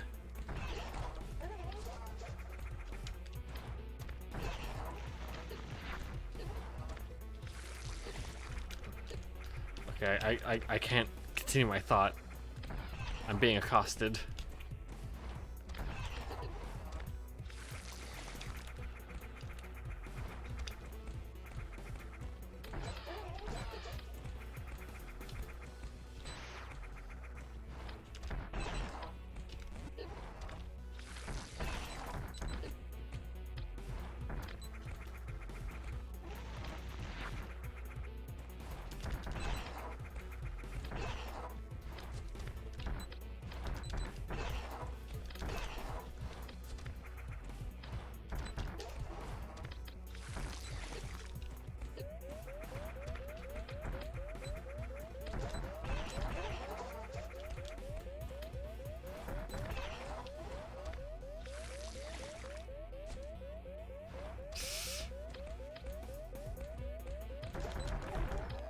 Oh, thank God.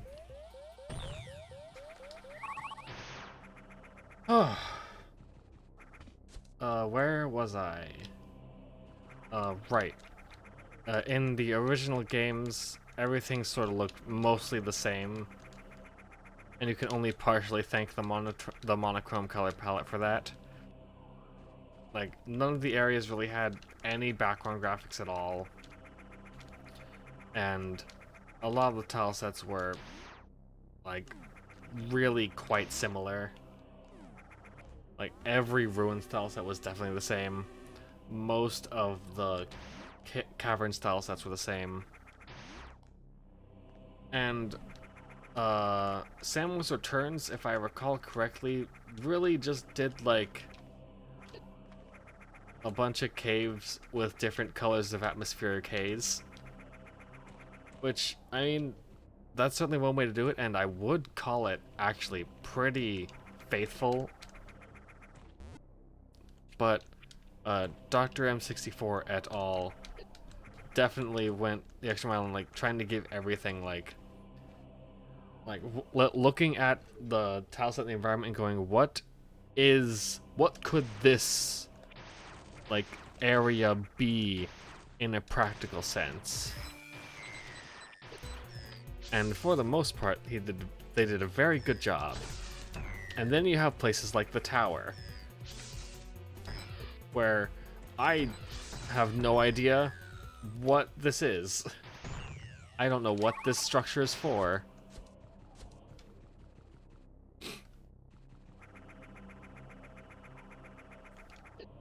And I don't know if Dr. M64 knows what it's for either. Well, like turning an area with a lot of water into a hydro plant, for example.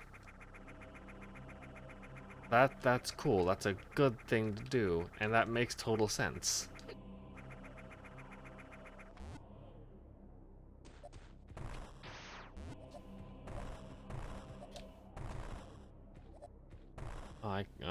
I guess I'm going the long way.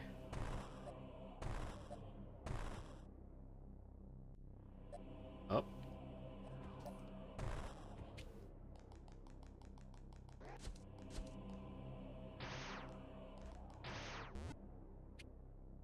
Uh-huh.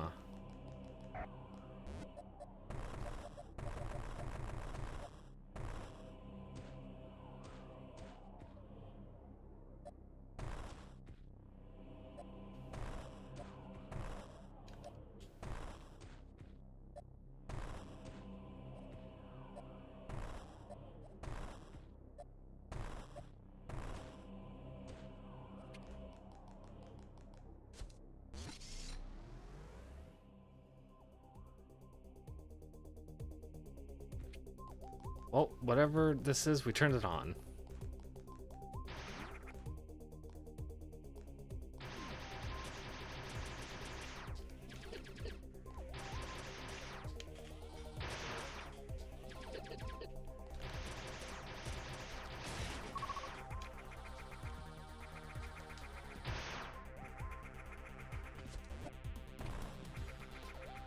Oh, wait.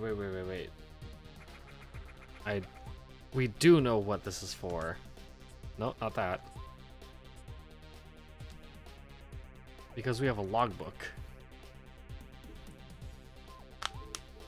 The immense tower houses a weapons R&D facility. The robots patrolling within are combat drones equipped with weapon prototypes and advanced shield plating. They possess superior AI and are programmed to fire at any living target, keeping the tower sterilized of organic matter very efficiently. Proceed with caution. God, we have actually a lot.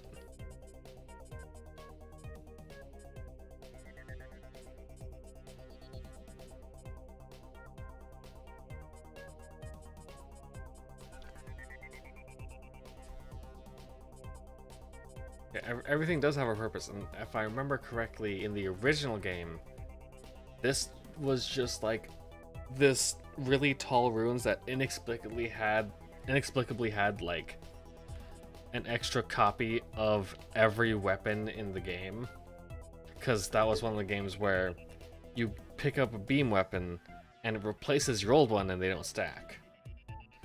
So it's sort of a one-stop shop to try out a bunch of stuff, and I think that's also maybe the only place that had the plasma beam.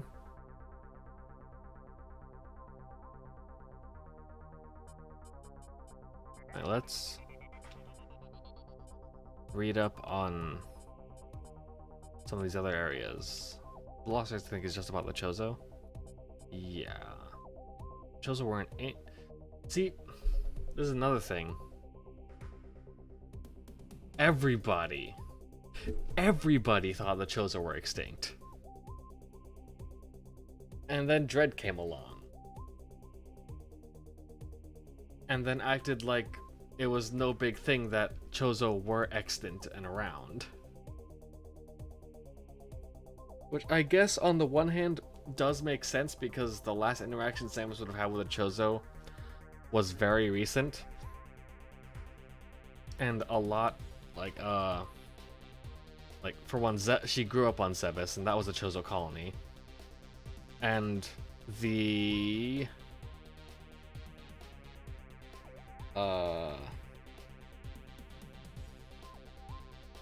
Chozo on Talon 4 were implied to have been there very, very recently.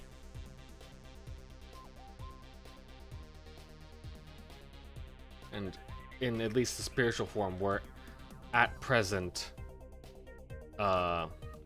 observing Samus as she went through her mission, at least in part.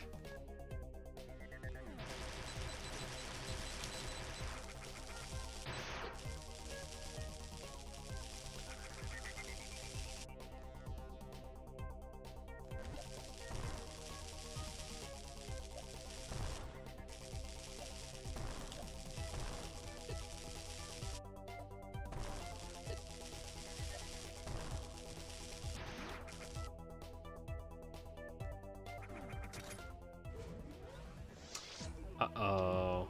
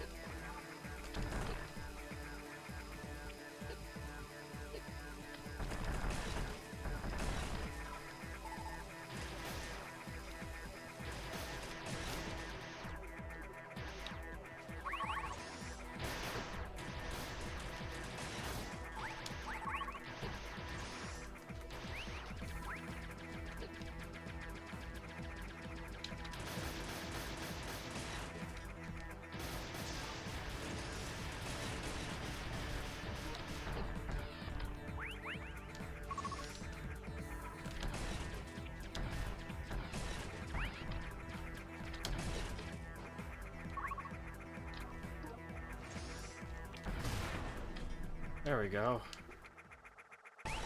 I really had to focus on that one.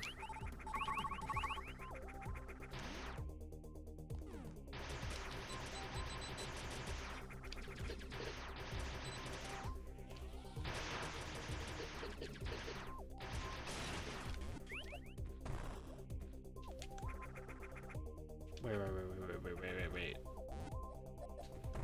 There's an item here on the screen. Oh, never mind. I can't get it. I don't have power bombs. I literally just fucking forgot that I had seen that tile. So I guess I'm gonna be entering... Oh. Wait, then... How do I... Oh. Oh, that's not, like, a thing blocking me. I'm very smart. This is a plasma beam.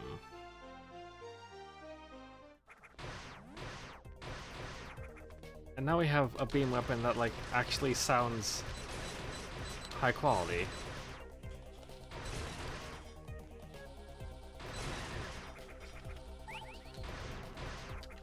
kinda. It's still a little muted, but it's certainly better than it was.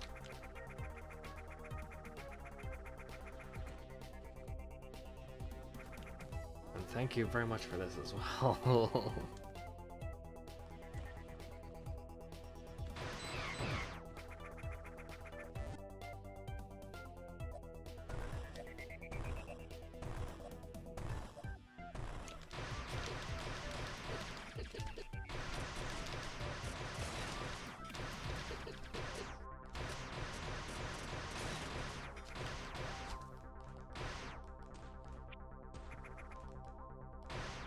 Is this anything at all?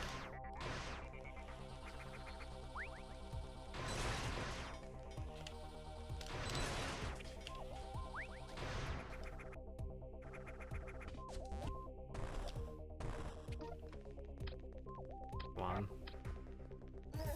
Yep.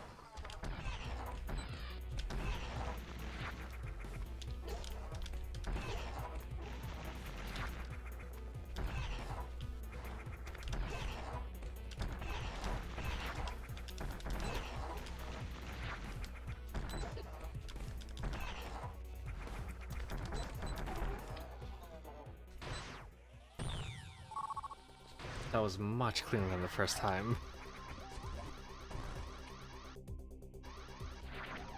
Oh. Gotta go.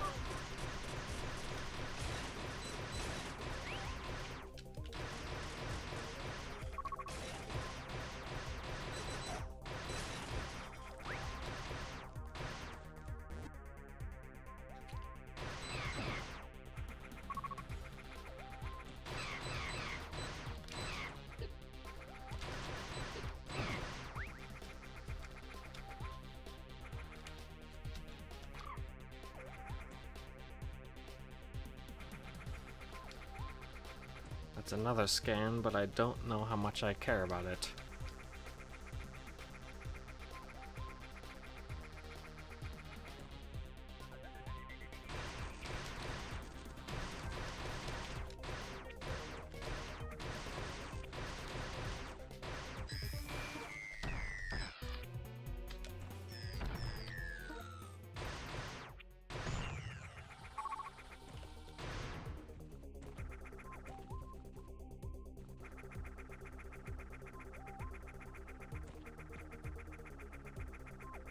Actually, I might want to read all those scan logs, because I never have before, in fact.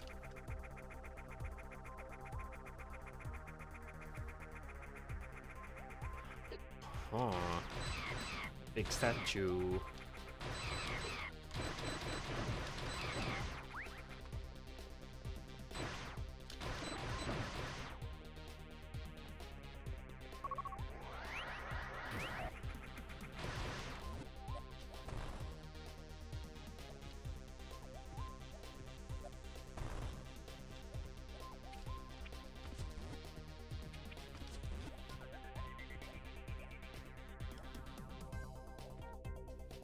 Haha, I can see.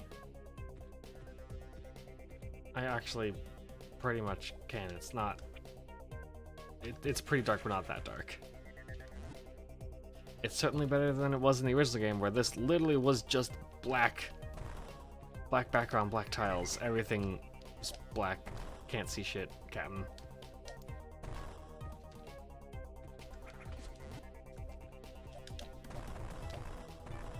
Wait, then how do I... Well, huh? Hello? Oh.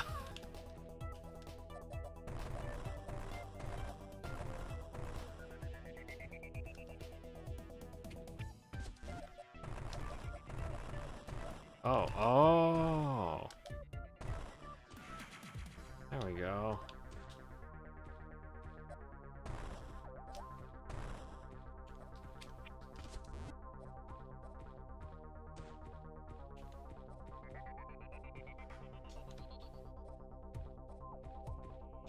Nope, I'm not going that way. I'm going this way.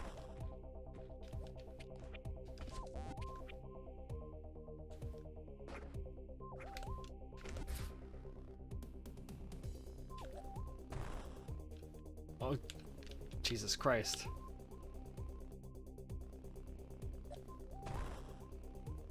Yeah, I got locked in.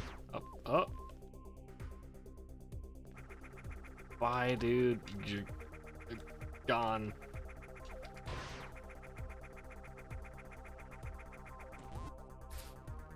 Item up here somewhere. Question is where? Probably here.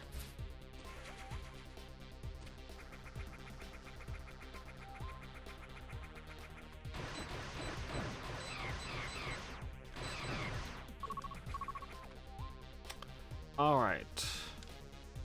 Let's see.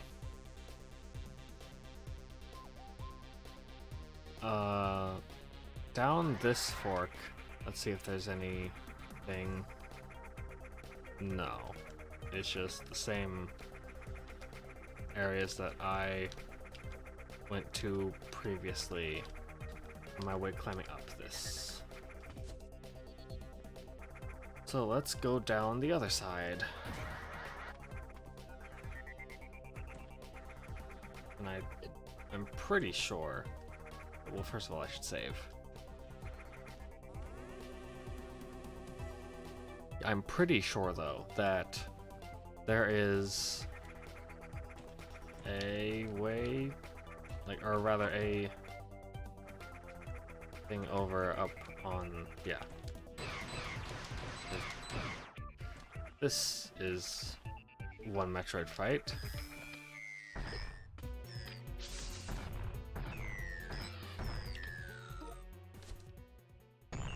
Made rather trivial with super missiles. And there's one more. Must be here.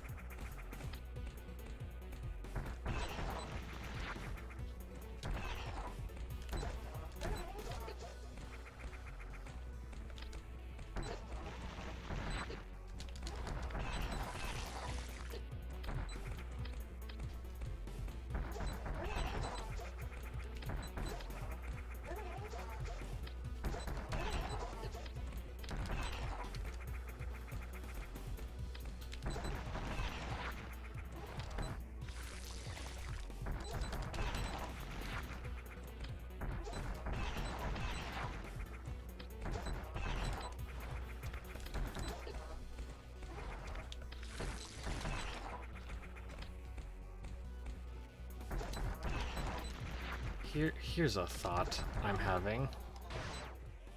I believe that it might be relatively safe to say that despite AM2R getting nuked partially due to the impending announcement of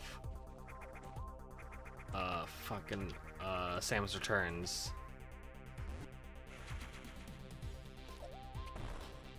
I find it interesting that, or rather, I can probably assume that for the most part of the development of Samus Returns, Mercury Steam might have been not aware of AM2R. I feel like that is not an impossible thing to do or to be in Spain before the release of AM2R or Samus Returns, because really AM2R did not get that much coverage until it was released. It was mostly very insular coverage in the Metroid community for that.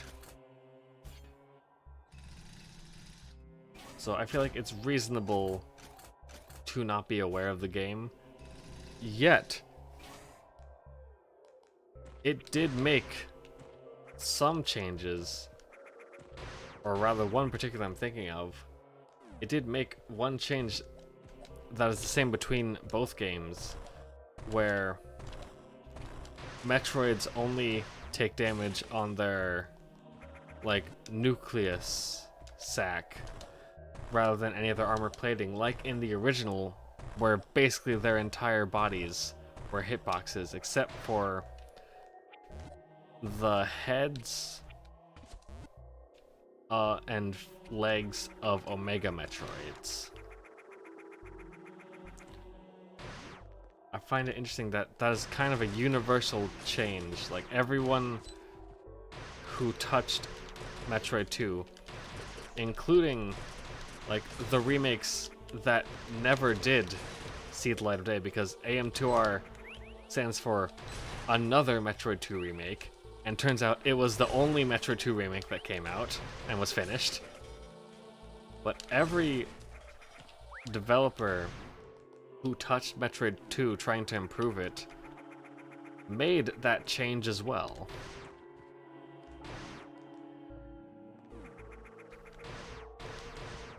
I find it very interesting that sort of like a universal constant thing that people think should be changed about Metroid 2.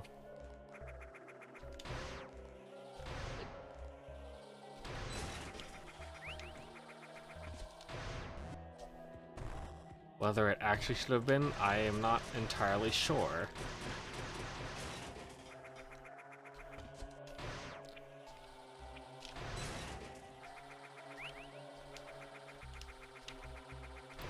It definitely made AM2R the hardest Metroid game that existed before Dread came out.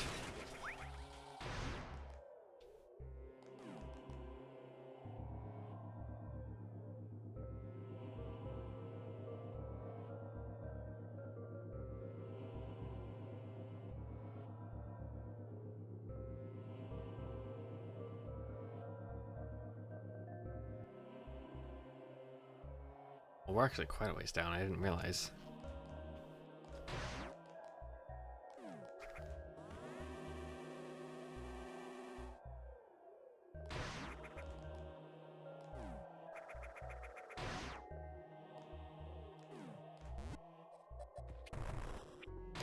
Is this anything? Anything at all?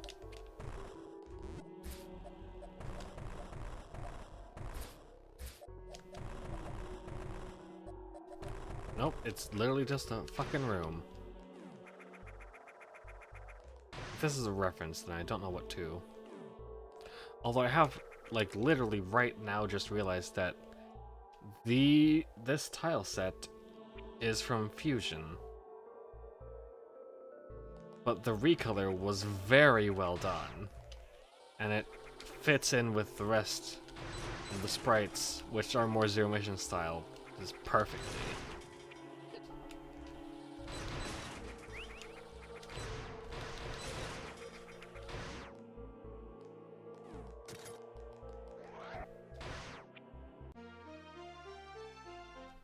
Power bombs.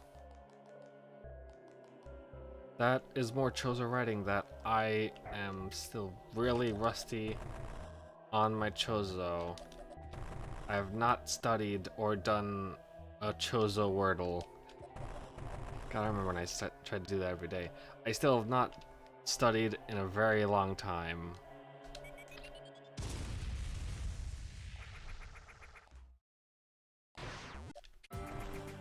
Oh, Jesus.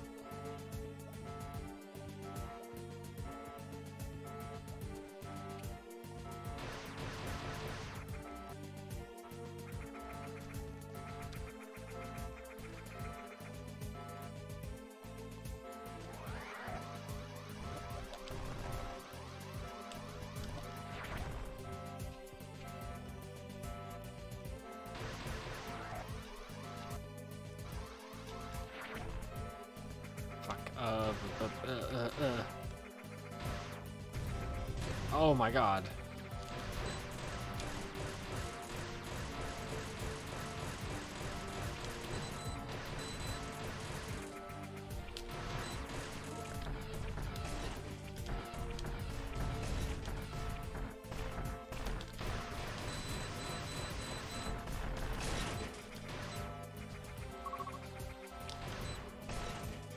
Okay, that was actually quite easy.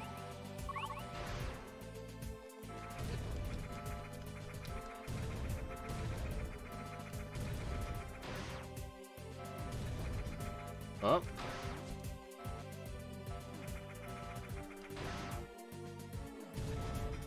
That's what this room, that's the word, that's what this room is for.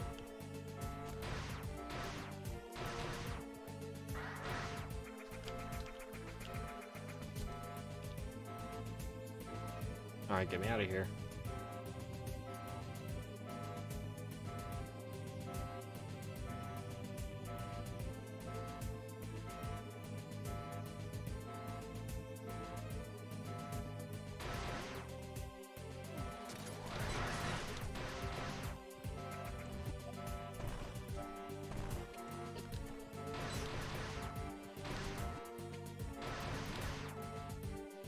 Well, I'm glad we're fulfilling the escape sequence quota somehow, because Metroid 2 didn't have one initially.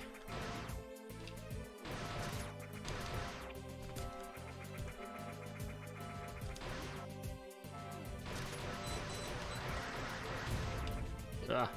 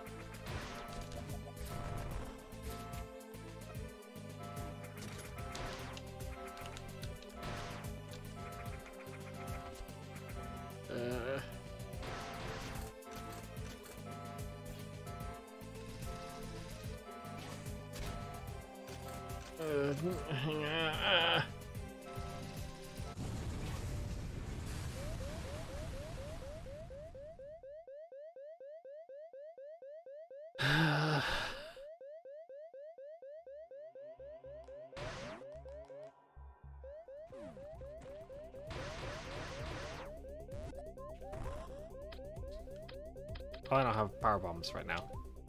I wonder why.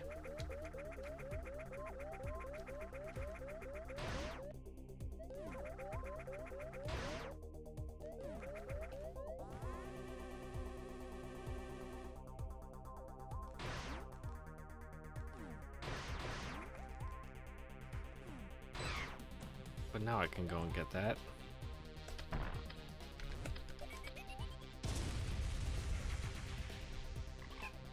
And that's why I would need that, because it's a tank to increase power bombs. Understandable, have a nice day. Alright, so we've exhausted all the Metroids in this area. So we can safely go back down the planet. Back down the main tunnel in the planet.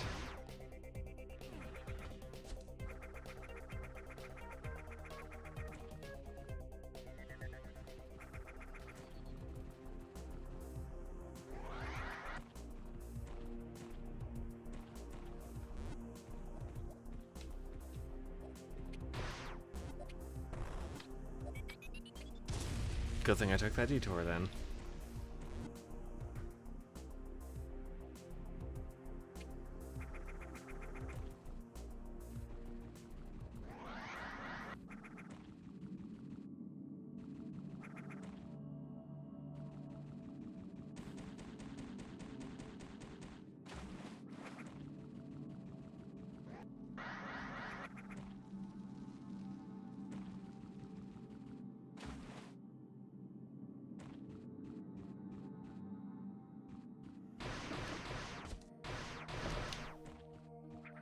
Distribution center.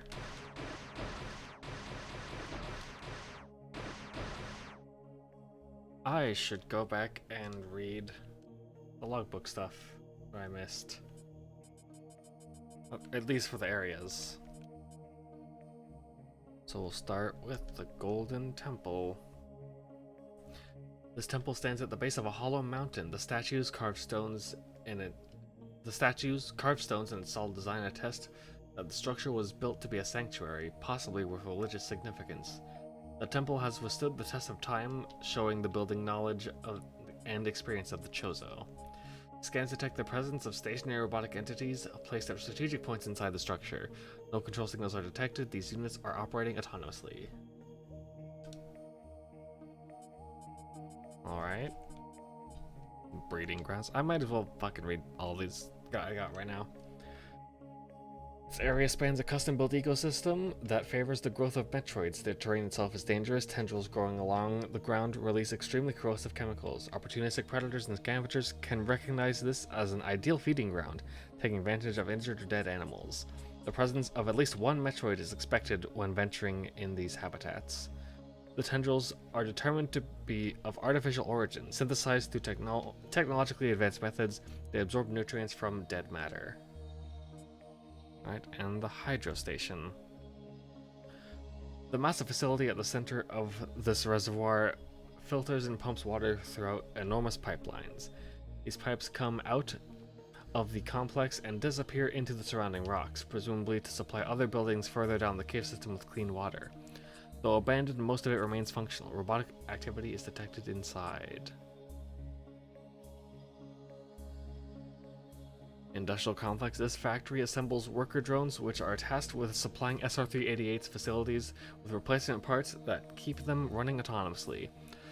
Though time is left its mark, the machines have kept intact. Some combat drones are also constructed here. Robotic workers are malfunctioning and show signs of aggression. The mining facility. Cordite crystals are one of the most durable, naturally forming crystals in the galaxy. Though they are not as hard as diamonds, this makes them a more malleable resource. The Chozo found various practical uses for cordite in constructing machinery or producing works of art. This mining facility supplies cordite and various other minerals to the nearby industrial complex. That is cool because in the Metroid Prime sub-series, scan logs show that cordite is the material which you destroy with super missiles, and I was destroying those cordite crystals in that area with super missiles, and that's quite a good touch. Alright, power plant. This geothermal plant generates the power to run all the other facilities in the cave complex. Water from the hydro station is injected into the system using insulated pipes. Sophisticated turbines use the heat of the local environment, being extremely efficient with minimal loss of water. The massive amount of energy produced is stored in isolated arrays of power cells. One of these has lost some structural integrity, and any significant change in temperature could overload it. Well, too late to learn that. Distribution center. This cave has a massive building outfitted with electrical conduits and water pipes. One of the pipes has collapsed, and water steadily floods the lower sections of the facility. That is insufficient to determine the structure's functionality. So we have no idea what this actually is for. Alright. I guess let's do some intel then. Primary objective is to exterminate all Metroid organisms that plant SR-38. Secondary objective, locate and bring assistance to the Galactic Federation research and rescue teams. Anything about SR-38 that I don't know? I'm actually learning things from this, I believe. I mean, technically speaking, this isn't canon, but it is in my heart. And they're using canon information that I might not be privy to. Planet designation SR-388, a remote planet absent on most galactic charts. Federation research indicates it is a natural home world of the Metroid species.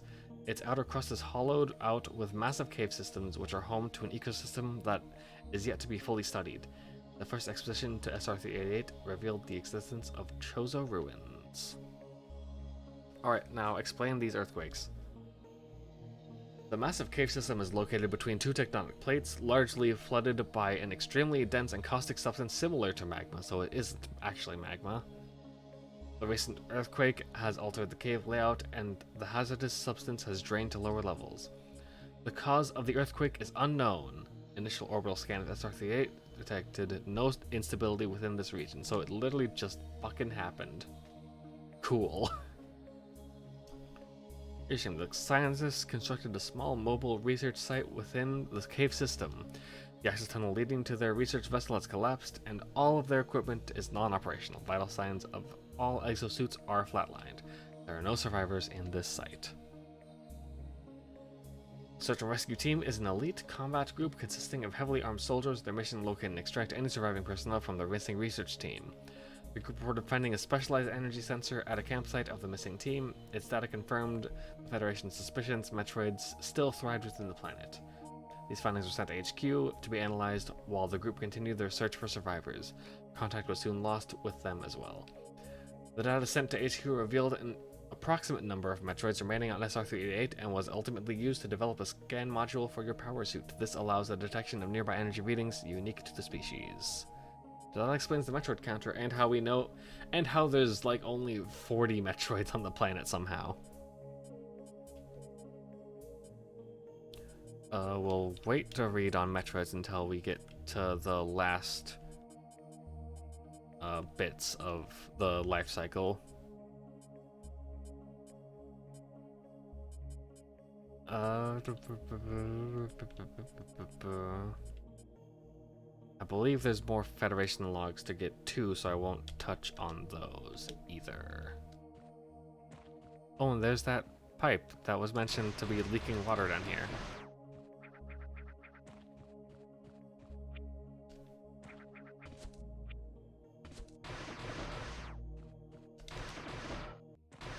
What is down here?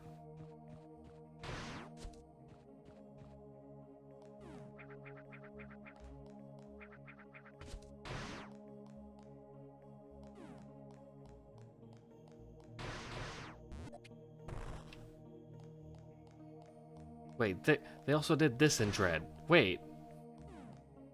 This is not a coincidence. It cannot be at this point, because this is also a thing that Dread did that no other Metroid game did before, which is making you actually, well, Fusion did it briefly. Very briefly. But making you actually spend time in water before you get the gravity suit.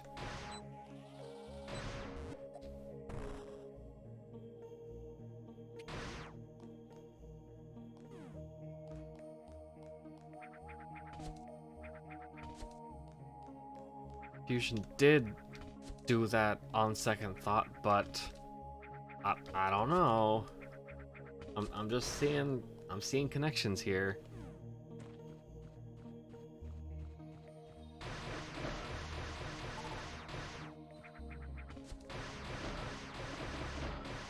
I would really not be at all surprised if Mercury Steam did take some inspiration for mechanics and design from the AM2R team. Because I don't believe I'm alone in my assessment that AM2R is a better Metroid 2 remake than Samus Returns. They're very different. Like, very, very, very different. But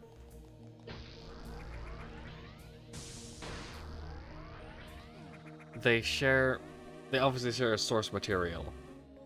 But their approach is quite disparate from each other.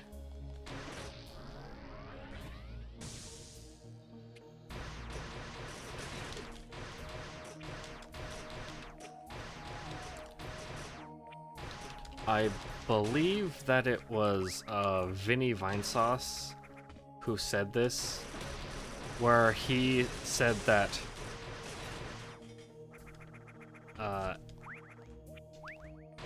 Samus Returns was an evolution of what a Metroid game could be, but AM2R was a perfection of what Metroid games were at the time. And I think that is a very fair assessment.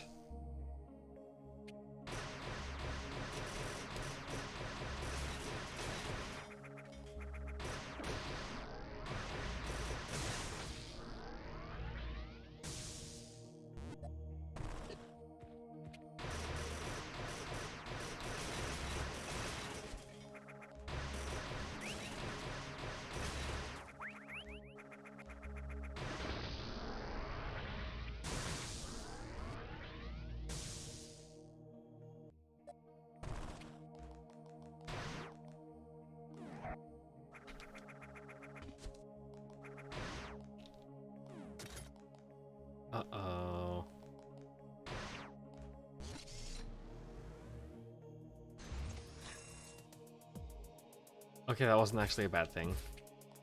I think.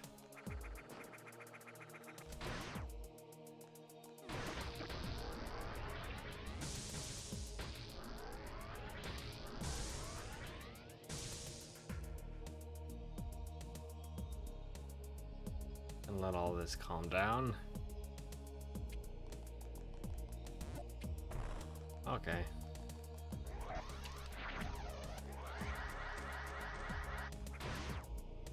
Wait. Oh, well, I can't go back there. But there's an item on that screen. Well.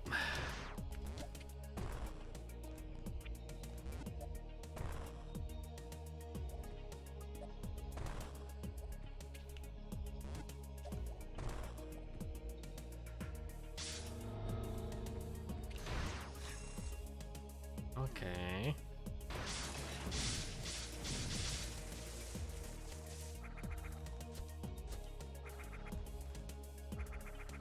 Very polite little man. Putting that back.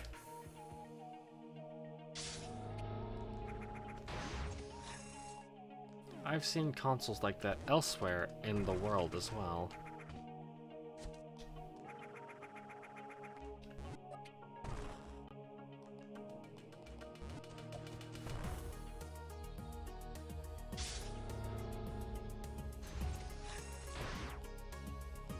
Take me this way so I can save.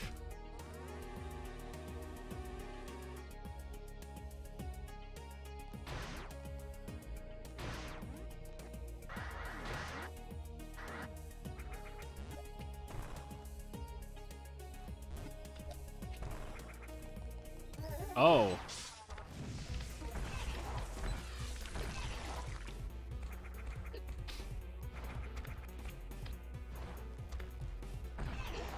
Of all the things I was expecting, not this.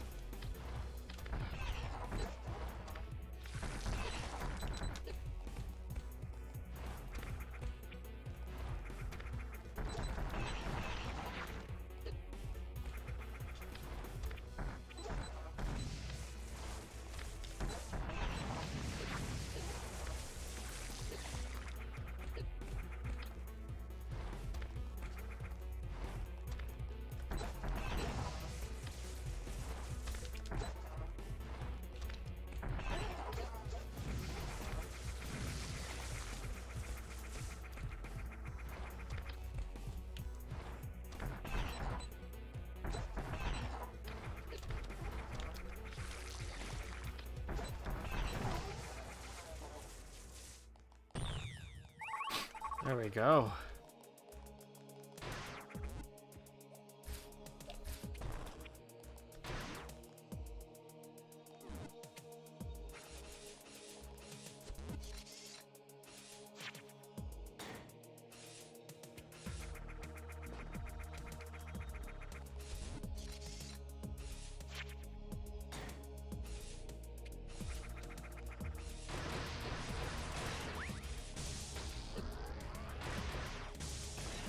Well, I'm just gonna chill down here for a bit then.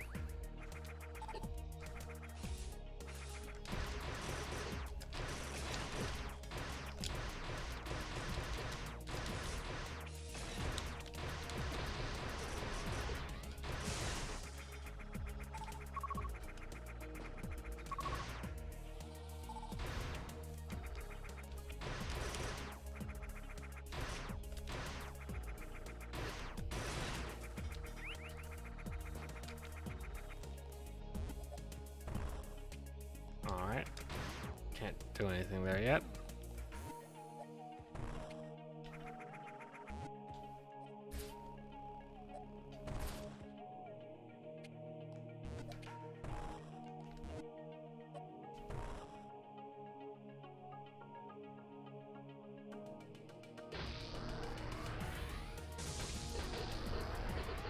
Oh my god, oh my god.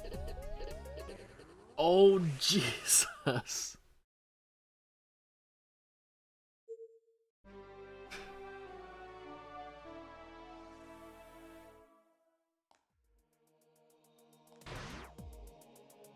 I got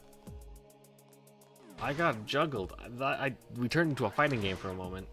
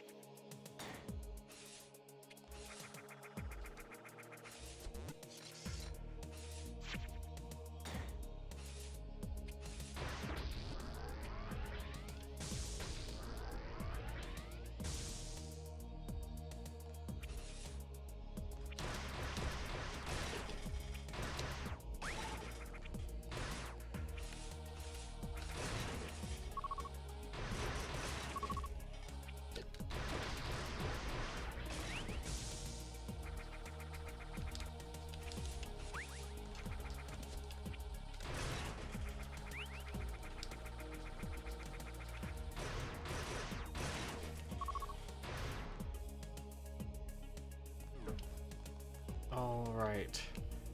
Now how do I deal with this?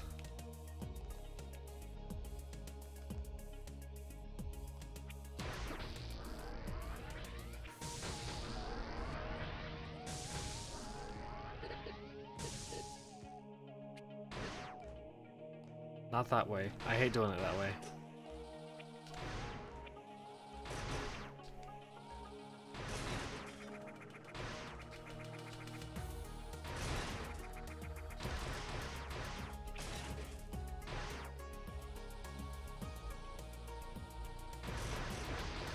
Now what choice do I have but to do it that way?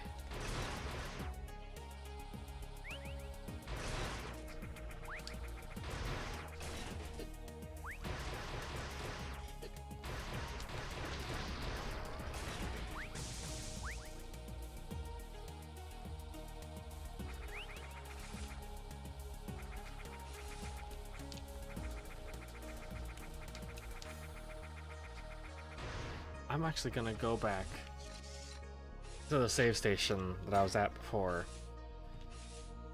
and heal up and save after having defeated that Metroid.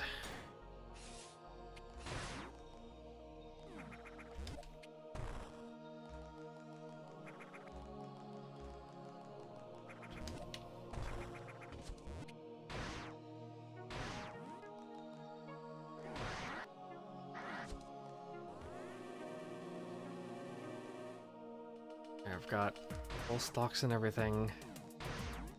I don't have to deal with a Metroid now.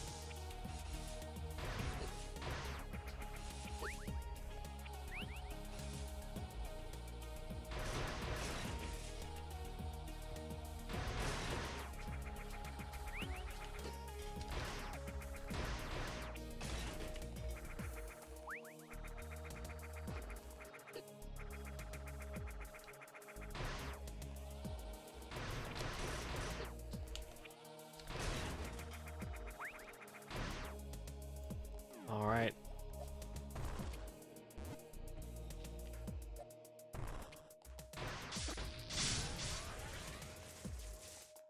That's how you do it.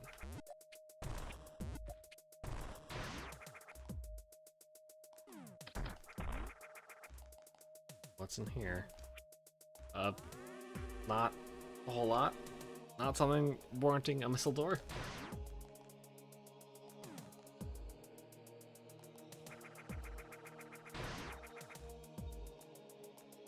Actually, nope. I thought that was something.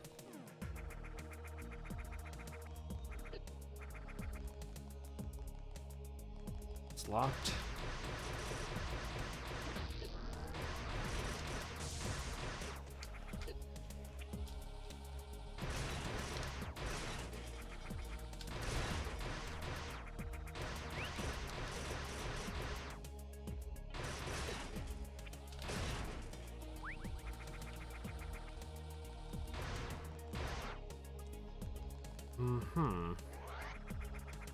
So where is that thing, then?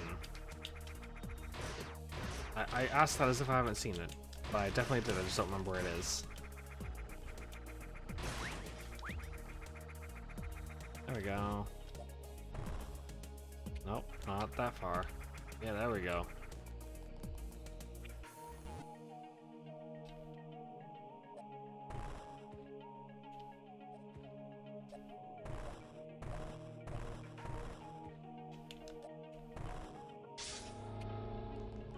And that probably unlocks that door above me.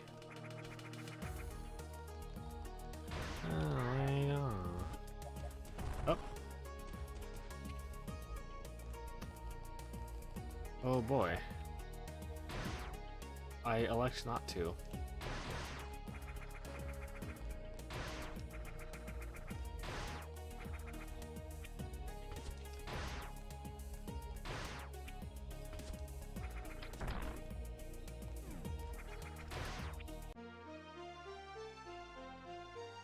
there's the screw attack. What happens if I... Oh yeah, it just melts them.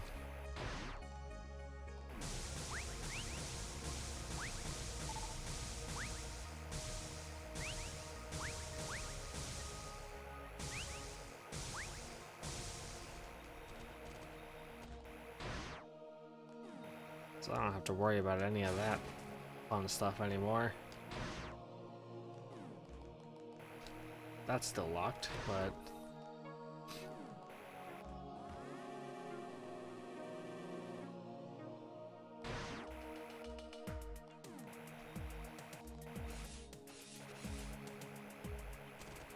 Oh.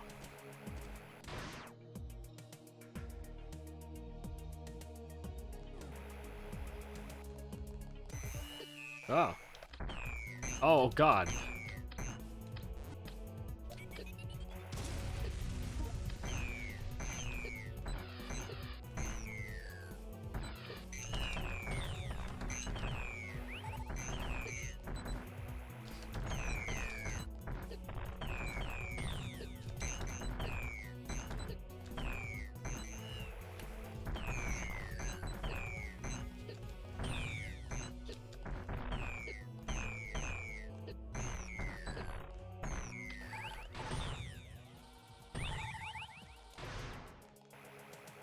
That was a surprise.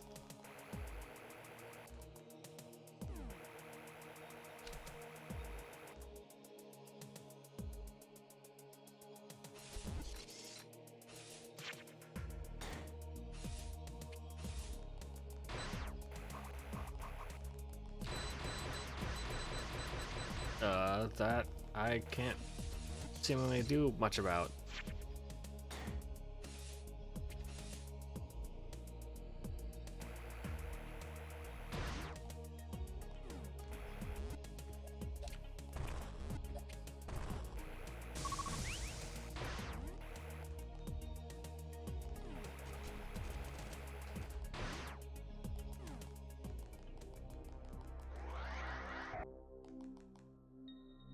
That's normal.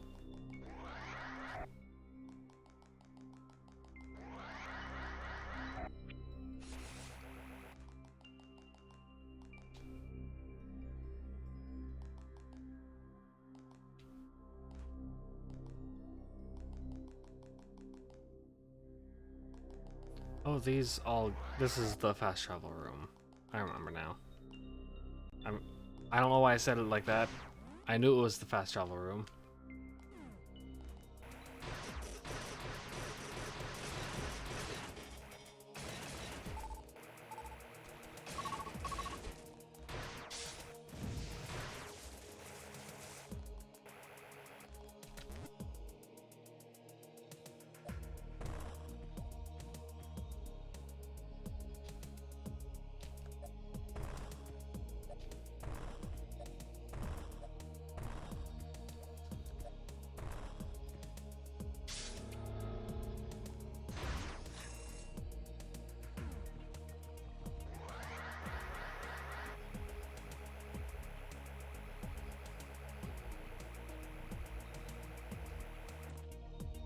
So...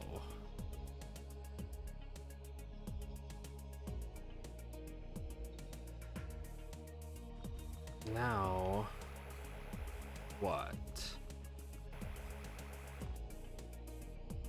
That's the way it came in. Something was blocking... I remember the bottom part was blocked by another one of those jelly things that I'm not sure what to do about. I don't remember what the top route was blocked by, but clearly it was blocked by something. Because I didn't continue exploring it.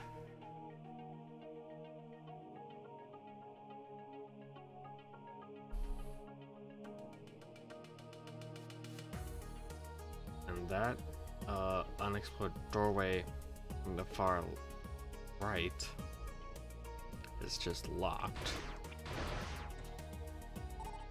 So I guess let's see.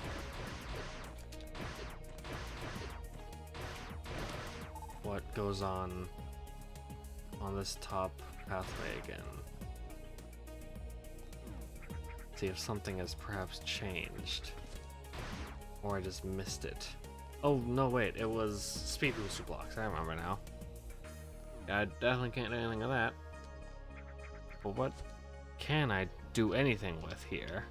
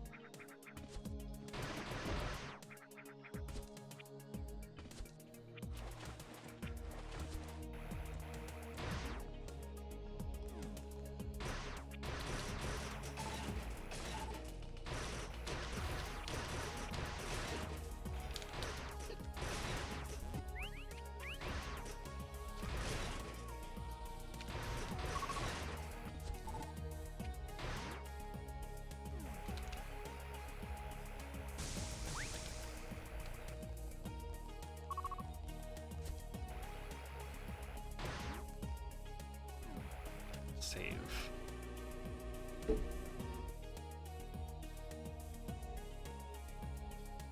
Let's see, what else have we got here?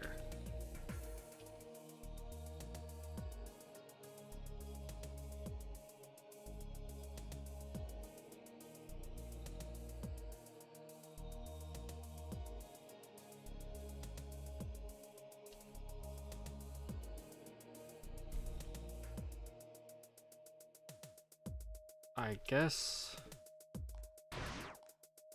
we could start trying some of those fast travel pipes. This is not. This would not be the quickest way to get there.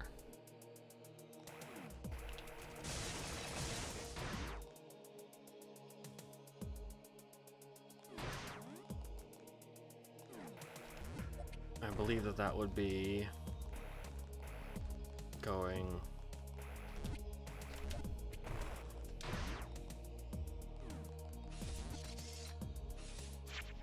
actually I don't think I'd do that.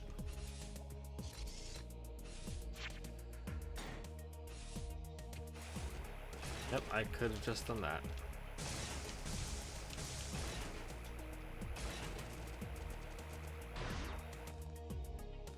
Yeah, like this. So let's see. Where's this one go?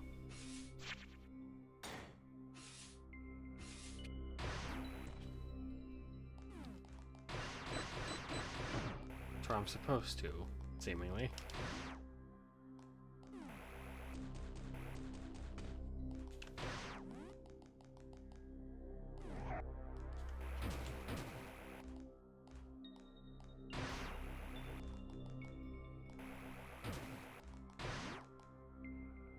Wait.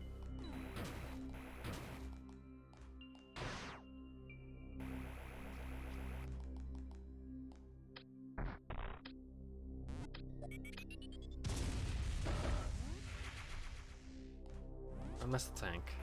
Cool.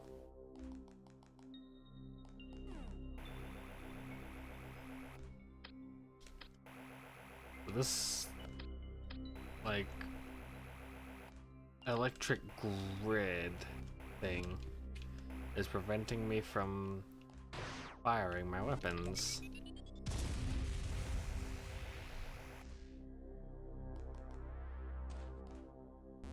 Ah.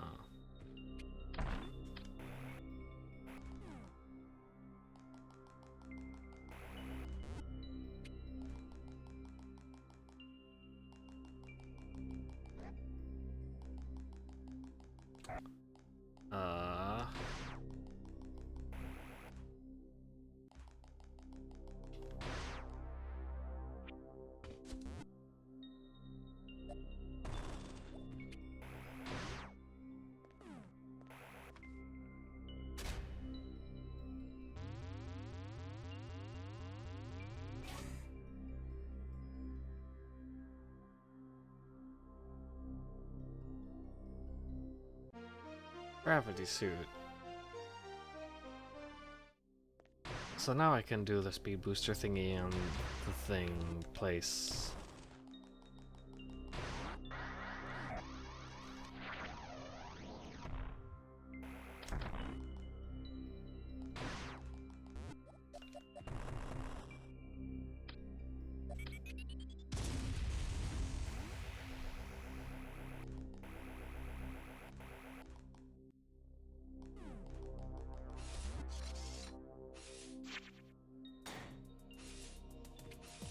Now I'm way over here.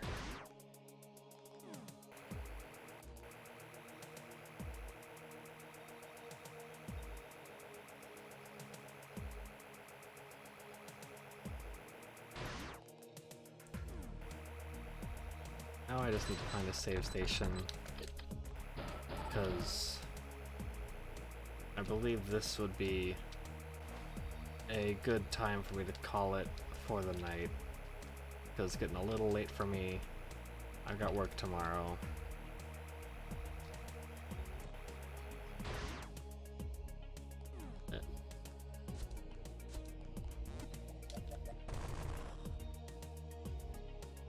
Alright, that's a way to get back. Oh, God.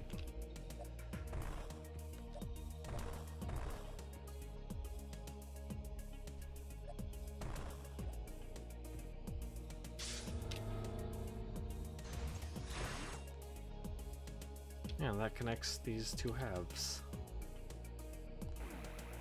I can now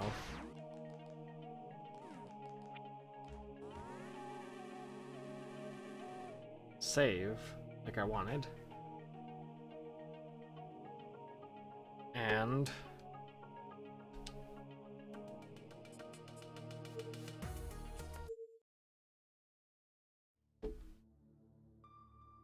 call it a night for tonight.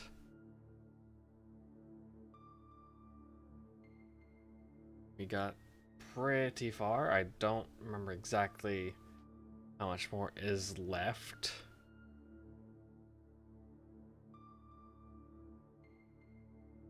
But you know, there's quite a bit, I believe. Like, obviously having unlocked now a fast travel mechanic, we're approaching the end, but it's still a bit of a ways off. Enough to fill out a stream. Not for a whole 3 hours, I don't believe, but it won't be a short one like my Zero Mission stream only being like 45 minutes. So I think that it's a safe time to call it. We'll continue AM2R next Sunday. And I will get a schedule out before I hit the hay for tonight. Well, just real quick, right one out. I believe everything's already decided on what I'm doing. So I don't have to do much thinking, I just have to put it down into my template, which is good. It's less work for me. So that's it. Thanks for stopping by, watching me play a video game that definitely is not real and you cannot download or play, and this is fake and I'm not playing it.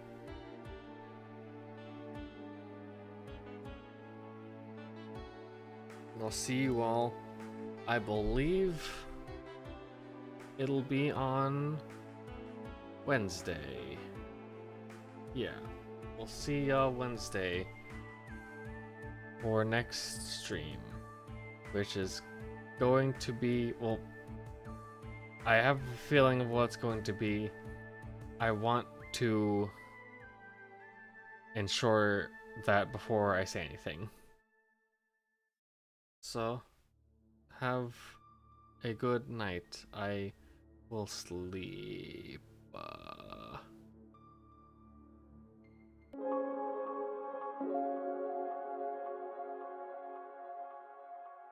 you